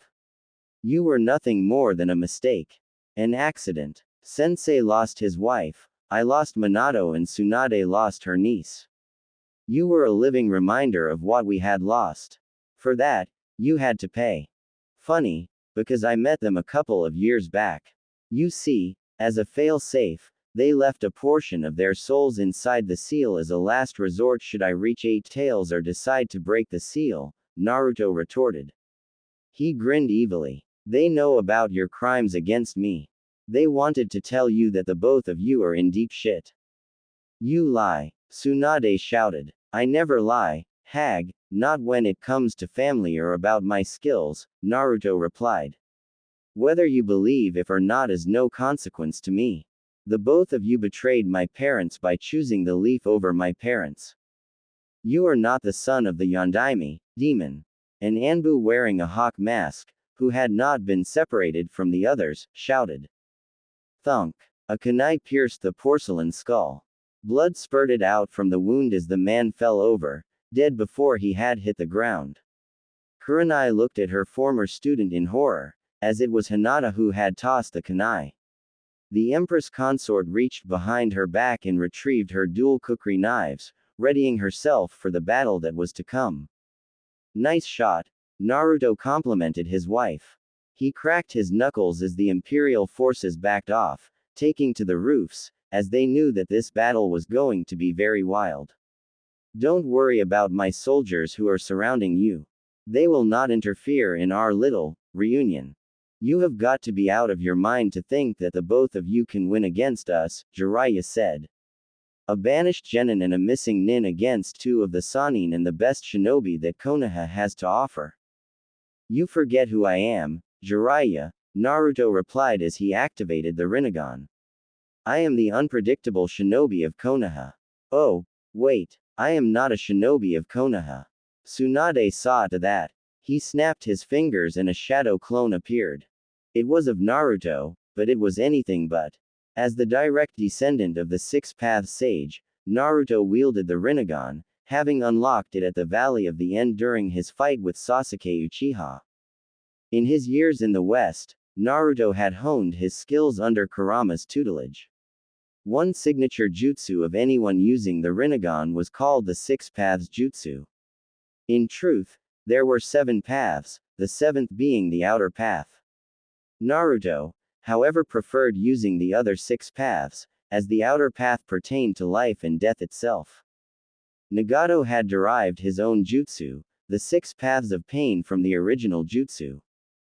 Naruto was no different. Unlike Nagato, who used bodies and chakra receivers for his jutsu, Naruto preferred reinforced shadow clones.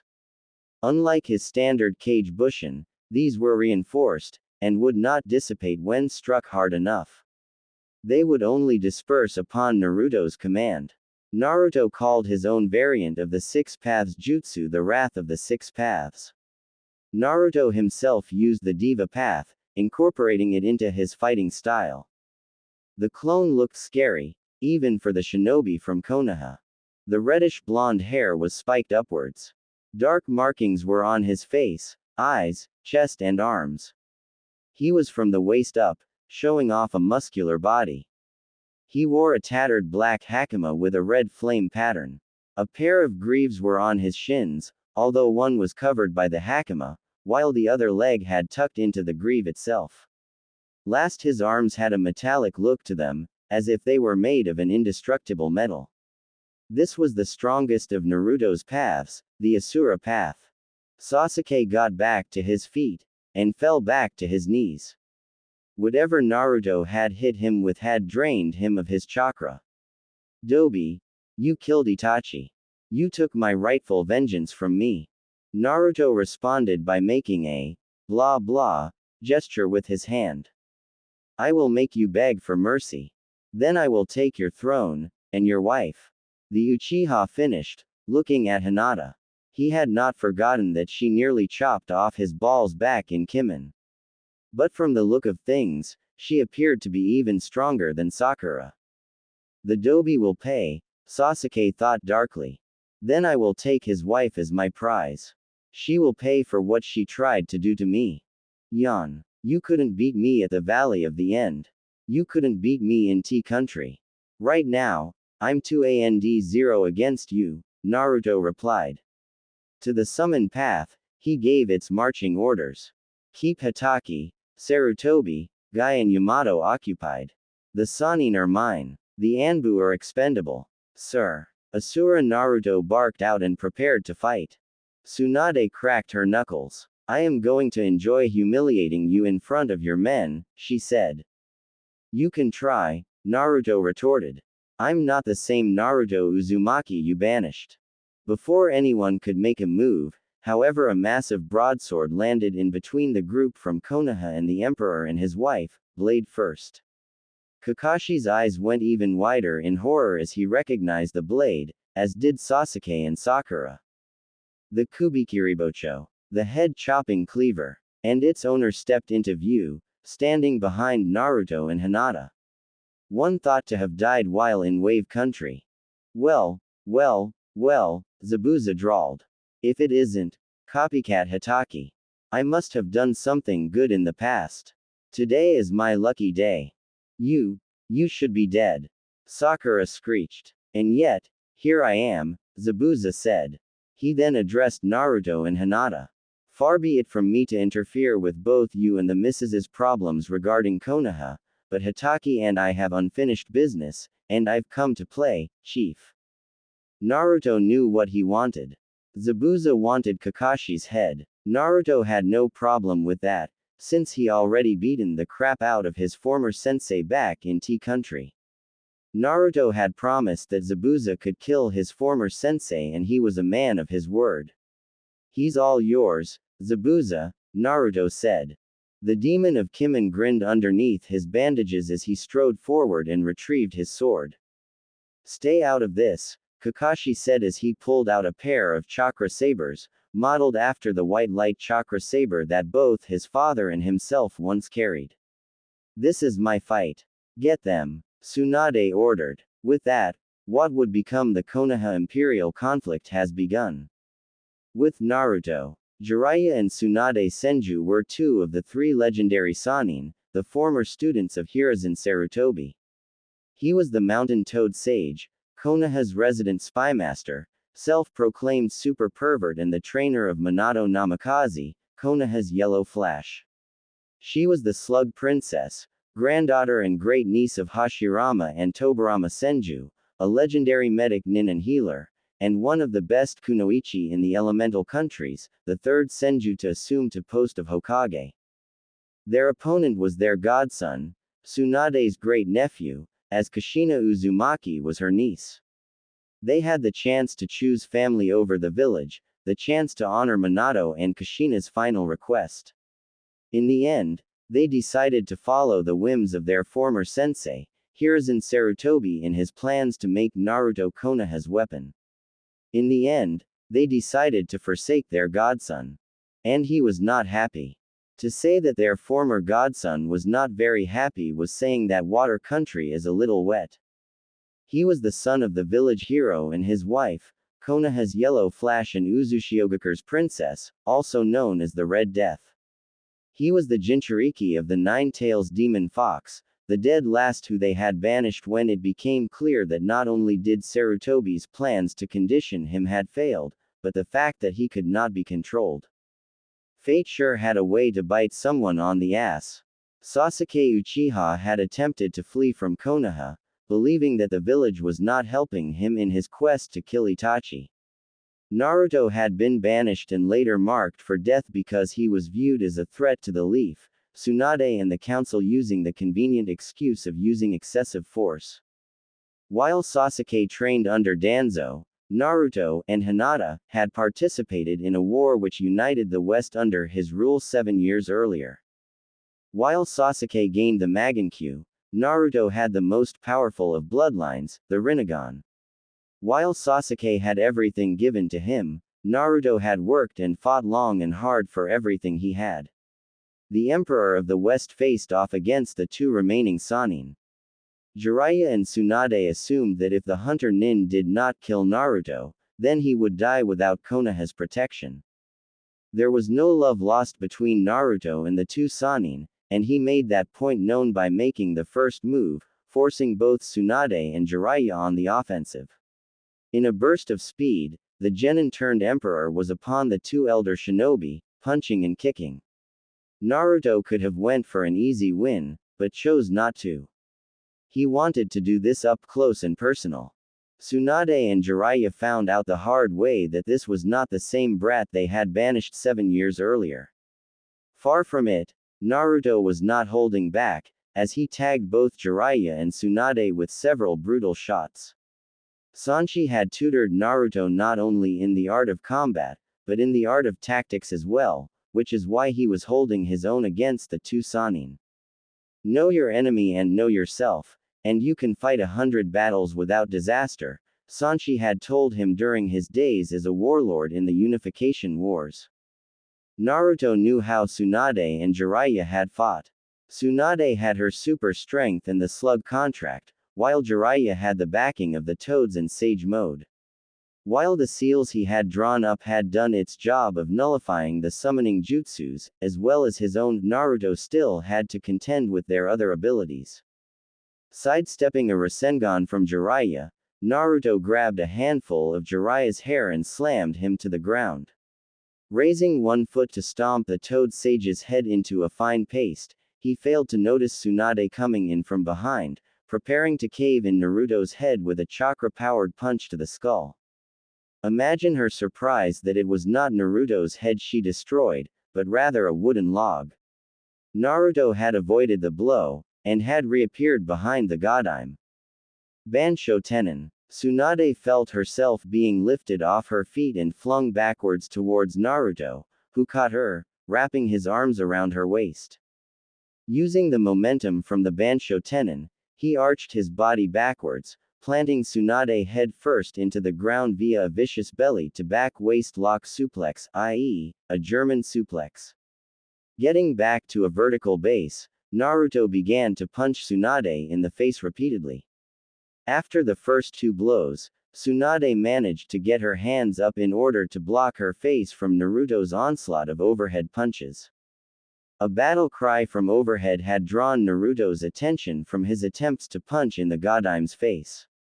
Looking up, he saw that Sasuke has now recovered. Shakudo in hand, he was looking to impale his former teammate. Naruto got out of the way, while Tsunade rolled out of the way, lest she would find herself impaled on Sasuke's weapon. Naruto faced off against the Uchiha prince. Magankyu spinning, Sasuke went on the offensive. Naruto pulled out a black Hiraishin kunai and parried and deflected the attacks from the Uchiha. A backhand followed by a double open palm strike to the breadbasket forced Sasuke back to the ground, just as Naruto's senses went haywire. Spinning around, he saw Tsunade lifted an overturned pillar, twice as big as he was in her hands, showing off her super strength. With a yell, she heaved it towards Naruto. The Emperor of the West responded by jumping up, running across the pillar before leaping off and kicking the Godime in the side of her head, knocking her down. Turning back towards Sasuke, he saw Jiraiya charging in instead, headbutting Naruto, forcing him back. At the same time, Sasuke, now on his feet, tried to outflank him from behind. Naruto saw him, grabbed the last Uchiha and used him as a shield as Jiraiya tried to punch him. Instead, the super pervert nailed Sasuke right in the skull. Naruto knocked Jiraiya away and flung Sasuke into Tsunade. Pulling out a scroll, Naruto opened it, stained some of his blood on it, thus activating the scroll. As Sasuke saw from his place on the ground, it was a storage scroll which contained Naruto's signature weapon, the Okatana, think Virgil's Yamato from Devil May Cry. The Okatana he wielded was forged from the metal found inside a meteorite, the blade considered to be indestructible and incredibly sharp, as well as highly adaptable to chakra. Naruto had found it while returning from a campaign in the north. The sword was hidden inside a cave inside the Laja Mountains. That and over 400 cases full of gold bars, which he used to fund his campaign of unification, and later used it to build the empire. Sasuke looked at the sword and retrieved his own Chokoto. Nice sword, he said. I'll take that off your hands as well. You are not worthy of having such a weapon in your possession. It would be better suited for me, Dobi. Naruto unsheathed his weapon. You are not worthy of this blade, Uchiha. The sword recognizes me as its master. It will reject you. Jiraiya, now recovered, saw that Naruto was distracted with Sasuke and activated Sage Mode. Drawing upon his Senjutsu, he created an Odama Rasengan. With Sage Mode activated, it gave him a boost in speed, of which he used to charge at Naruto from behind. Naruto smirked as he sensed Jiraiya's attempt to kill him with his father's signature move. Not breaking eye contact with Sasuke, he uttered the words, Imperial Style, Flash Step.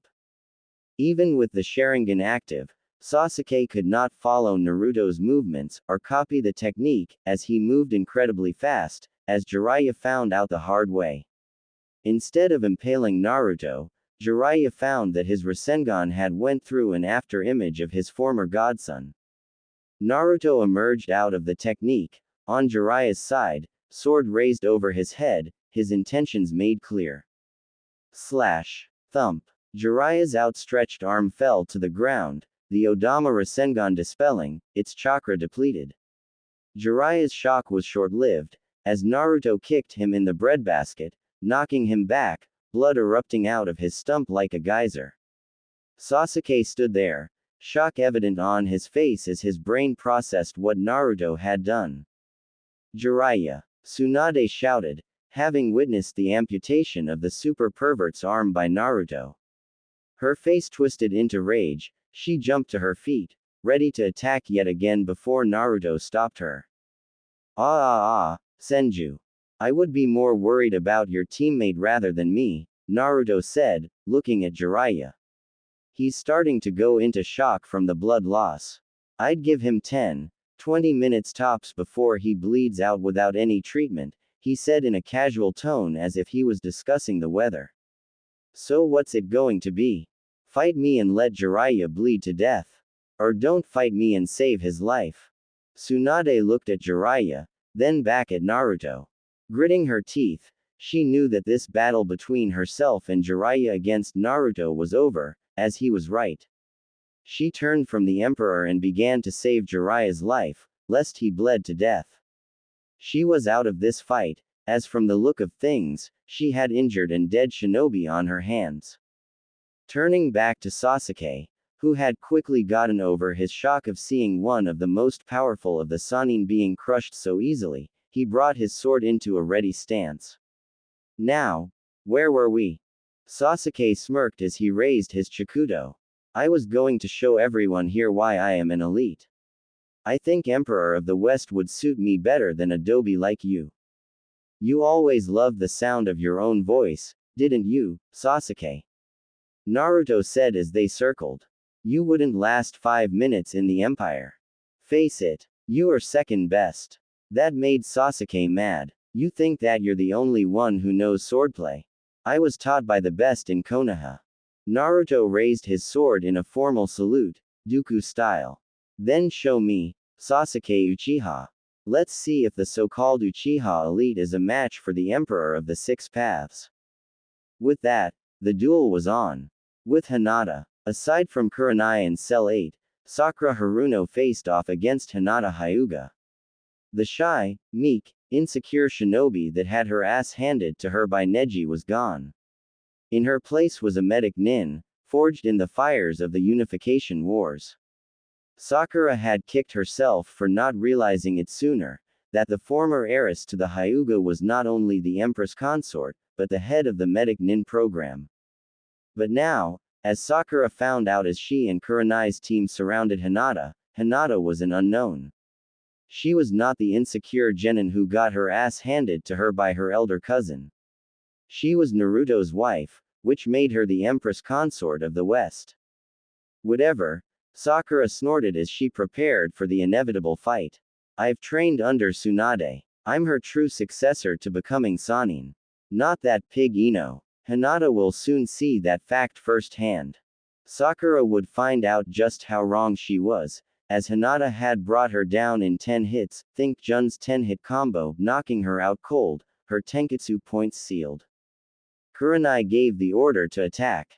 Hinata calmly countered the attacks from her former teammates.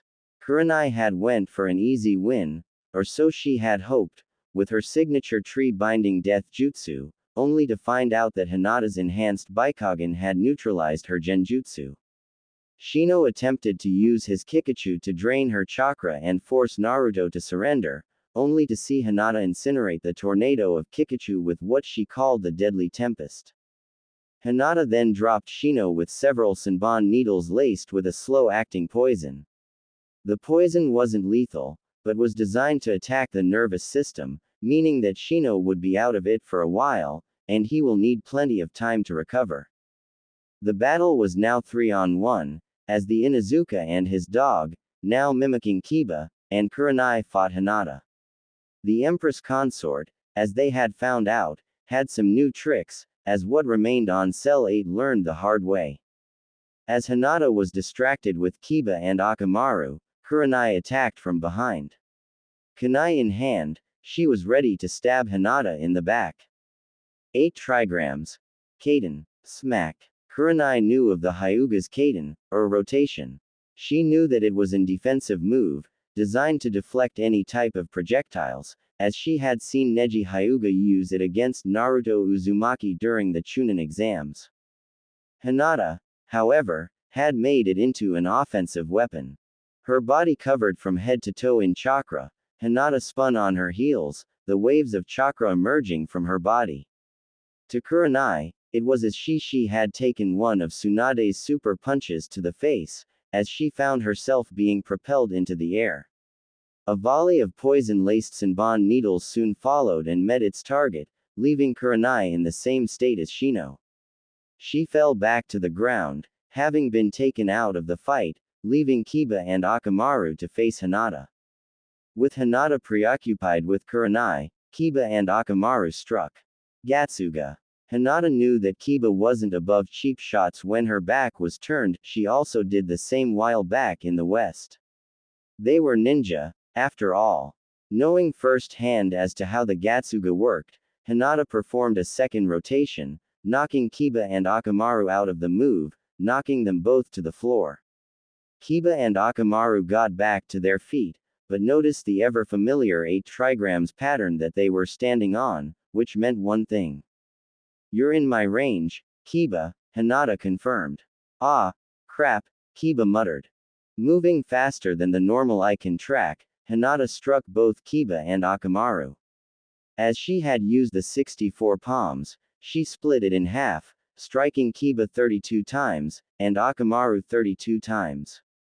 As Kiba found out, judging from the sealed chakra points, the broken leg, fractured wrist and broken ribs, Hinata had upgraded the 64 palms so that she can tear muscle and break bones. Kiba knew that he was out of the fight. Akamaru would be spending some time with Hana at the kennels. But despite everything, he considered himself lucky that Hinata did not hate him that much. Worst case scenario was that she could have killed him and Akamaru. You could have went easy on us. Kiba lamented. I did. I didn't kill you, Hinata replied. Despite you asking me out when we were kids, you were the nicest to me. This is your one-time deal, Inuzuka. With her former cell effectively neutralized, Hinata bowed out of the fight. With Kakashi and Zabuza, 7 years earlier, Zabuza Momochi was thought to have died in Wave Country. Of course, Kakashi had embellished the reports on what had happened during the mission. He said that Sasuke and Sakura had defended Tazuna, while he himself took out Zabuza. Naruto, being the dead last, did nothing. But he did not suspect that both Zabuza and his partner used a powered-up blood clone and fled to the west as the Mist Hunter ninjas closed in. In the 7 years since their last encounter, Zabuza had hooked up with a group of Mist refugees living in the southern region and later, hooked up with Naruto in his quest to unify the West. The price Zabuza asked for: Kakashi Hataki's head. Aside from Kakashi, Zabuza had to deal with the 10 Anbu who had came to assist the Sharingan-wielding shinobi in killing the demon of Kimen. Or rather, the 5 Anbu, as Zabuza had cut them down without batting an eye, showing to Kakashi that Zabuza's skills has drastically improved in the years following his death, wielding his oversized sword as if it was like a normal katana. The remaining Anbu kept their distance as they watched Kakashi and Zabuza locked in a life-or-death duel. Kakashi had thought that without water for Zabuza to perform his jutsu, that this would be an easy match for him to win, and that Zabuza would die for real. But for someone who once preached, "Look underneath the underneath," he had underestimated the former Mist swordsman, as he found himself on the defensive against Zabuza's barrage of attacks. The fight between the two shinobi, plus 5 Anbu, had moved inside a building. Had Kakashi and the others were paying any attention, they would have noticed that the building in question was a damaged restaurant, a popular eatery for the shinobi and civilians in Suna. Perfect for Zabuza, as he could finally use his silent kill to get rid of the annoying Anbu that were keeping their distance. Once Kakashi and the Anbu were inside, Zabuza pulled out several smoke bombs and threw them at Kakashi and the Anbu. Once they were properly distracted, Zabuza retreated into the kitchen. Out in the dining area, in the midst of several coughing fits, Kakashi managed to get out. Be on your guard. Zabuza could be anywhere. Zabuza's laughter echoed through the restaurant. Got that right, Hitaki. I am everywhere, and nowhere, his disembodied voice said. The heart, the lungs, the spine, the brain, the liver, the kidneys, and the jugular. The body's 7 most vital spots. So many ways to kill, so little time. Be careful, Kakashi warned the Anbu with him. He is the master of the silent kill. Too late, Zabuza's voice said, the smoke finally clearing. Your friends are already dead. Kakashi looked around, and sure enough, the bodies of the 5 Anbu were sprawled all over the floor. Then Zabuza appeared from behind, hoping to take Kakashi's head on in one swing. Instead, the demon of Kimen ended up cleaving a log in 2. Zabuza spun around and deflected several kunai flung at him from Kakashi. Soon, the 2 men had locked blades. Come on, Hitaki, Zabuza said. I just want to take a little off the top. The sword fight then resumed, with Zabuza beating down Kakashi's defenses. Kakashi managed to break the stalemate and fired off a great fireball jutsu, of which Zabuza managed to block, giving him enough time to unleash. Kamui. With Asura Naruto, Yamato, Asuma, Maida Guy and 30 Anbu who were inside the impromptu arena charged towards Naruto. But Asura Naruto stood in their path. I am going to enjoy this, Asura Naruto said as he prepared to attack. While 10 of them assisted Kakashi against Zabuza, the remaining 10 stood with their Anbu commander. Spread out, Yamato shouted. Give him multiple targets. He can't take us all on. I got him, Asuma shouted as he went through hand seals which Asura Naruto recognized. Snake, rat, snake, tiger, fire release, ash pile burning, he said before blowing a cloud of chakra-enhanced gunpowder at Asura Naruto, enveloping him. Asuma was the son of Hiruzen and Bawako Sarutobi, a former member of the 12 Guardian Ninja, one of Konoha's top shinobi. So he thought he would cinch an easy victory over what was the village dead last. Asuma had read the files on Naruto, as he was privy to his father's plans regarding the Uzumaki. He was one of many who had assaulted him as a child.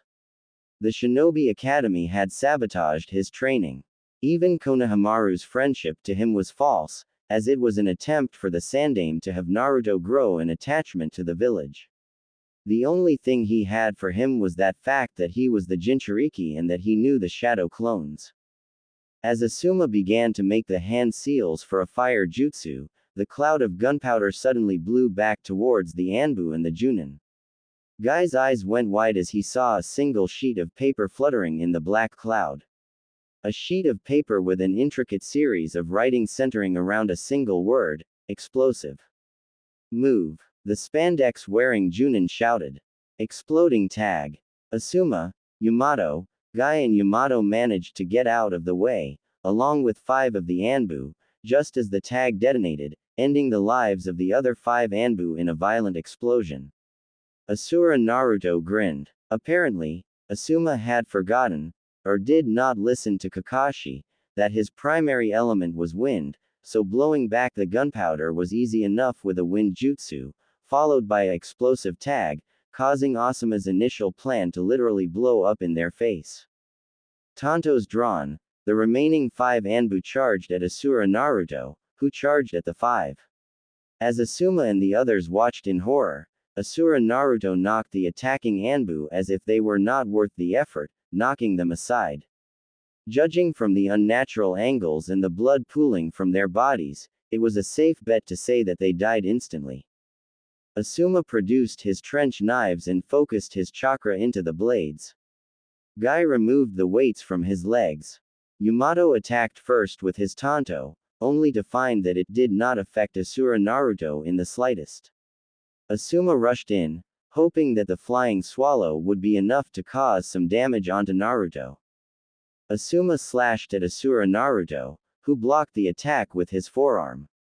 Sparks kicked off from the metallic arms, but what shocked Asuma was that there was no damage.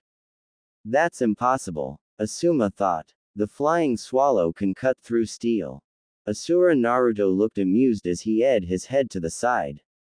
Is that your best, Sarutobi? He taunted. Asuma's response was to launch a punch to the face, of which Asura Naruto calmly caught with one hand. Guy took this moment to blindside Asura Naruto from the side and tried to bumrush in. Without breaking eye contact, Asura Naruto's hand lashed out and caught Guy's neck in an iron grip. Asura Naruto turned his head to Guy, now having lifted a foot off the ground. Wait for your turn, he said, flinging him into Yamato, who tried to attack while he was distracted. The green beast of Konoha and the Mokoden-wielding Anbu captain crashed together in a heap, leaving Asura Naruto to deal with Asuma, having caught his other wrist when the Sandaime's son tried to punch him yet again. Asura Naruto looked at the trench knife, then back at a defiant Asuma. I remember those knives, he mused. I remembered that you tried to kill me with them when I was 6. You killed my mother, you demon bastard. I should have killed you when you were a baby. Asuma spat out. Typical, Asura Naruto said, right before. Crunch. The sound of bones breaking was heard throughout Suna. Inside the cage tower, The Inoshika Cho trio and Cell 9 winced at the sound. Asuma screamed as Naruto crushed both his hand and the trench knife with it, rendering both his hand and the knife useless. Asura Naruto dropped Asuma to the ground, the latter's hand and trench knife mangled and bloodied. When he brought his other hand to bear, Naruto responded by snapping his arm at the elbow. As Asuma sank to his knees, Naruto's knee smashed into Asuma's face, breaking his nose and knocking him unconscious. Damn you, you unyouthful demon! Guy shouted as he unlocked 4 of the 8 gates. Asura Naruto kicked Asuma out of the way and beckoned Guy. Come, so I can end you, he said. Like Asuma, Guy was also guilty of assaulting him in his youth. Asura Naruto charged at Guy, only to find himself encased in a tree, courtesy of Yamato and his tree-binding flourishing burial. Did that do it? Yamato whispered to himself, as he stood, knowing full well of the Mokoten's ability to reign in the power of a Biju. Did that stop him? From inside the tree, Asura Naruto gave his reply, no. It did not. Fire release. Deadly tempest. With eyes filled with horror, Yamato and Guy watched as the massive tree was reduced to carbon from the inside out, followed by Asura Naruto charging out of the destroyed tree, which collapsed onto itself, his intended target now clear. Yamato was on the receiving end of a metallic fist crashing against his jaw, breaking it in 3 places, which was followed by a kick to the sternum which sent him crashing through a wall, putting him out of commission. Guy, now having unlocked 7 of the 8 gates, moved in to combat Asura Naruto. With Asuma and Yamato out of commission, it was now up to him to take down the demon. You will pay for your unyouthfulness, demon. Guy shouted as he knocked Asura Naruto into the air, high above Suna. As Guy launched himself after him, he followed through with the reverse lotus, unleashing a vicious barrage of punches and kicks. To anyone who had seen Guy and his former student perform the reverse lotus, the technique would be finished off with either Guy or Lee hitting their opponent with 1 fist and 1 foot, resulting in terminal velocity for the unfortunate person on the receiving end. That, however, was not going to happen. As Guy attempted to deal the final blow, Asura Naruto disappeared. And reappeared behind Guy.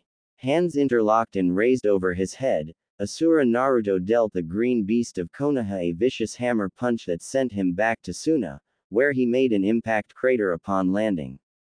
But Asura Naruto was not finished just yet.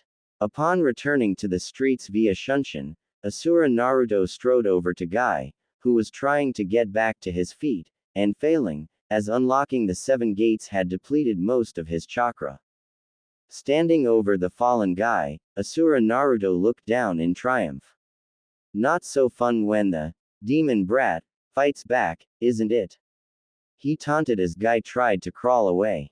You sent me to the hospital many times following you using me as a punching bag for your Guken techniques. He raised 1 sandal-ed foot. You thought I had forgotten that, haven't you? Naruto, please, show mercy, Guy pleaded. The gods show mercy. To those who tried to kill me as a child, I show none, Asura Naruto said, right before slamming it down onto Guy's spine.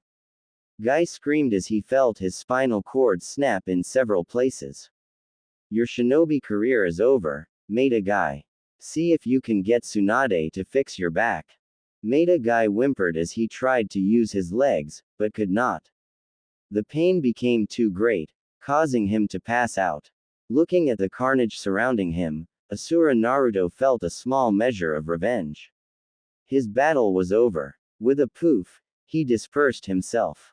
With Naruto and Sasuke, Sasuke Uchiha was furious. He was an Uchiha, an elite, one of the strongest shinobi in Konoha. He wielded the Magankyu Sharingan. He was trained by both Kakashi Hatake and Danzo Shimura. All of Konoha had recognized his strength. Then there was his former teammate. The Kyuubi Jinchuriki, the demon of Konoha, the fox in human skin, the dead last. When Naruto was banished, he was pardoned. Despite his loss and that he used the cursed seal, Sasuke had claimed his greatness, saying that Naruto would have lost were it not for the 9 tails in his body. But as Sasuke was given anything and everything he wanted, Naruto had to work hard for what he had.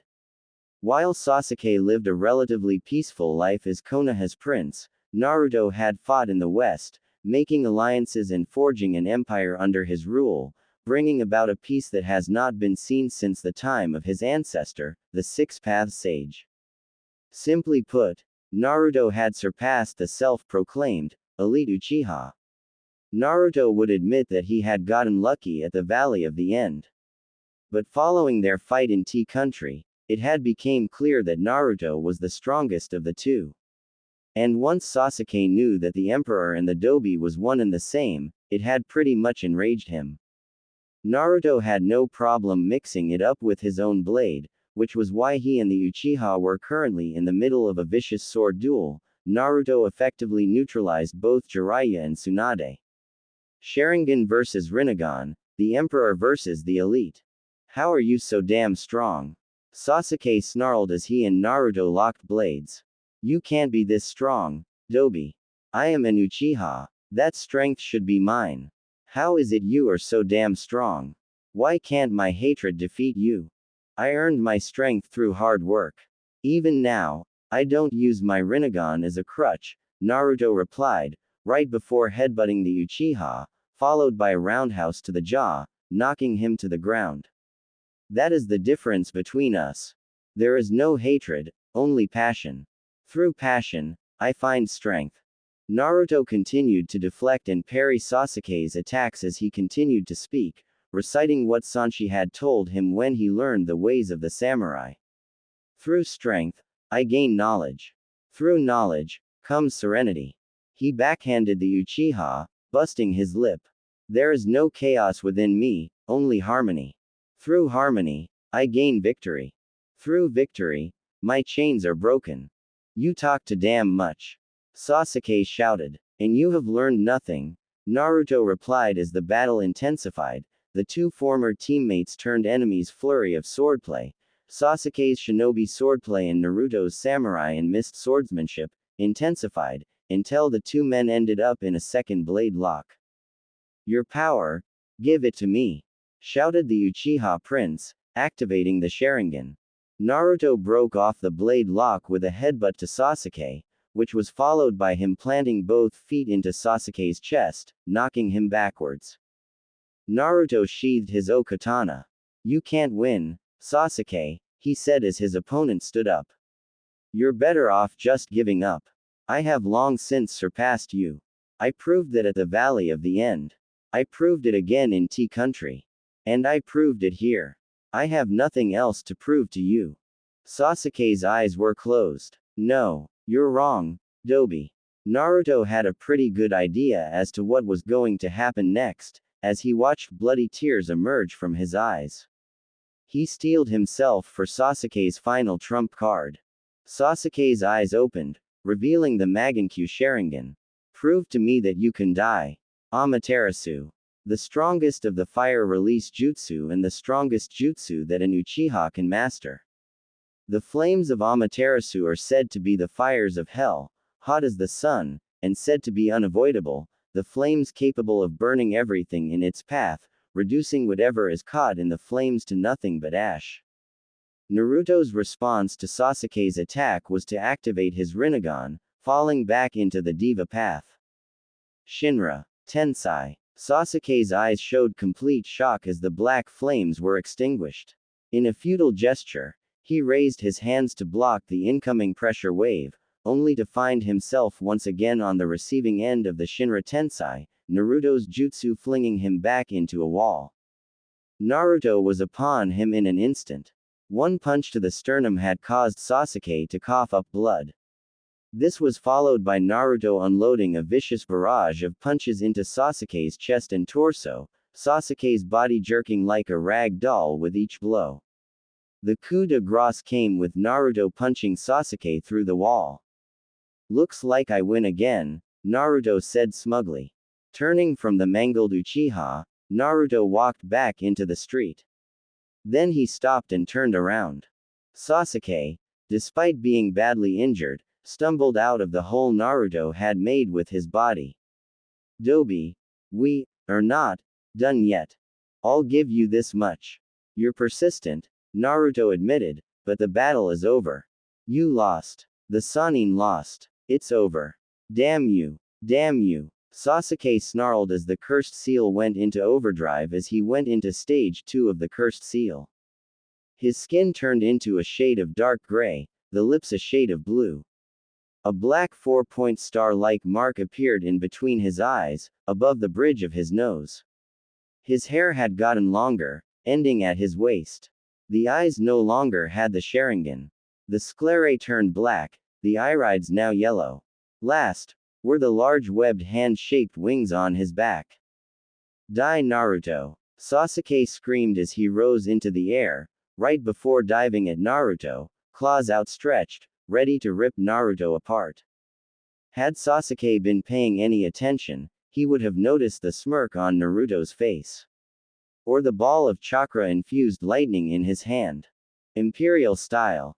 Chidori. Sasuke's eyes bulged out of its sockets as Naruto nailed him with Kakashi's signature assassination jutsu, payback for Sasuke doing the same to him. The Uchiha prince screamed as the electricity coursed through his body, playing haywire with his chakra and nervous systems, and leaving a fist-sized hole in his shoulder, the same spot where Sasuke had done to Naruto years earlier, not to mention giving the people watching this fight a good view of his skeleton. The force of the Chidori sent Sasuke sailing back to the mangled remains of Konoha's shinobi. Tsunade and Sakura had their hands full. Sakura wanted to go after Naruto, but Tsunade had ordered her to remain behind to help with the wounded. Asuma's hand was mangled, the other arm broken. Kurenai and Shino had been poisoned by Hinata, while Kiba and Akamaru had several broken bones.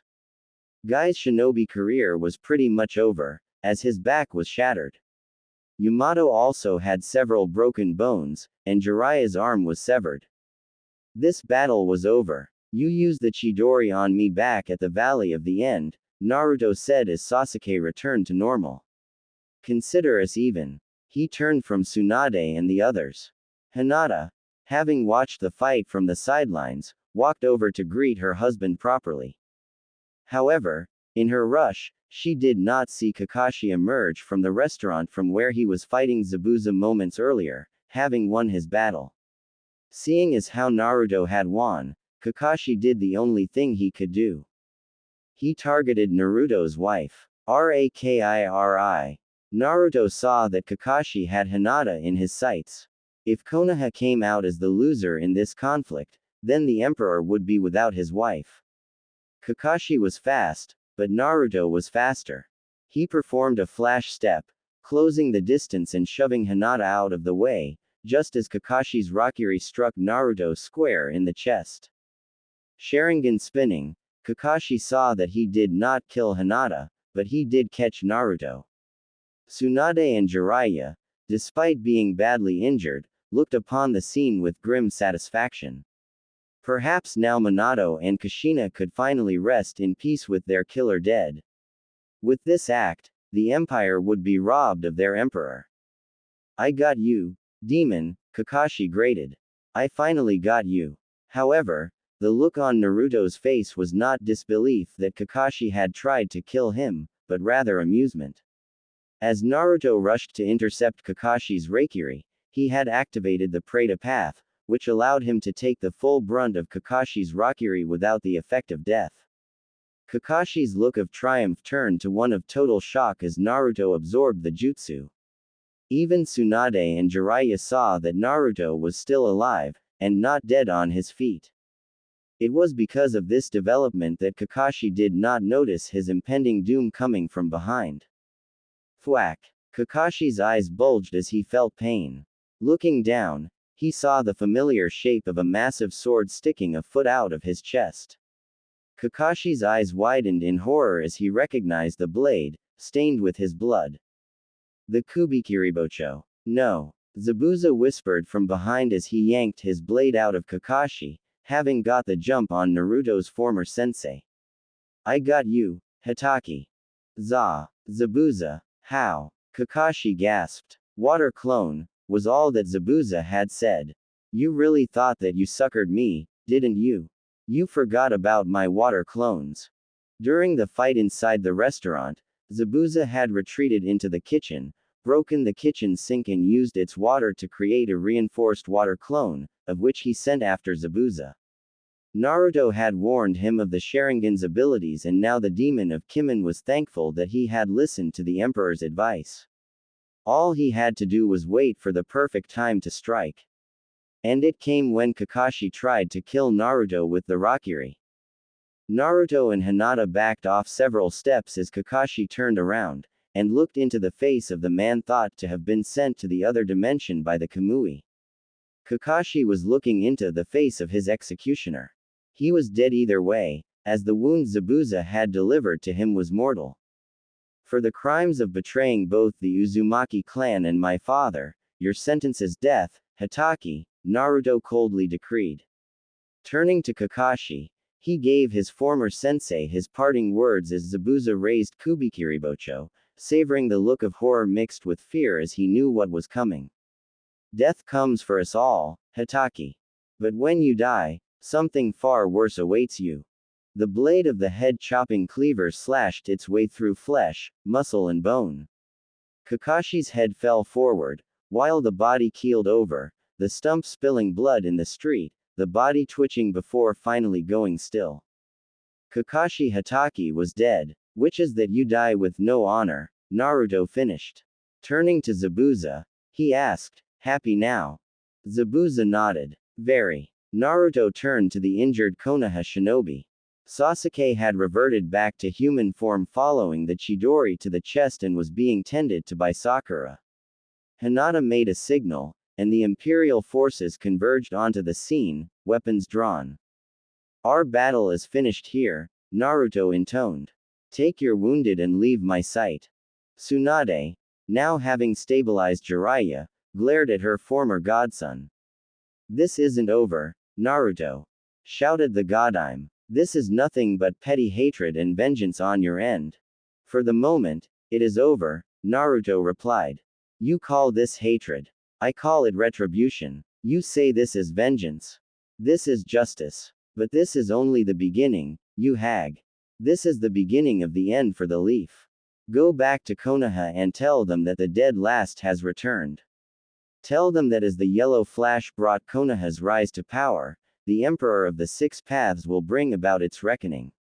Either leave under your own power, or I can send you back in a box. Make your choice now.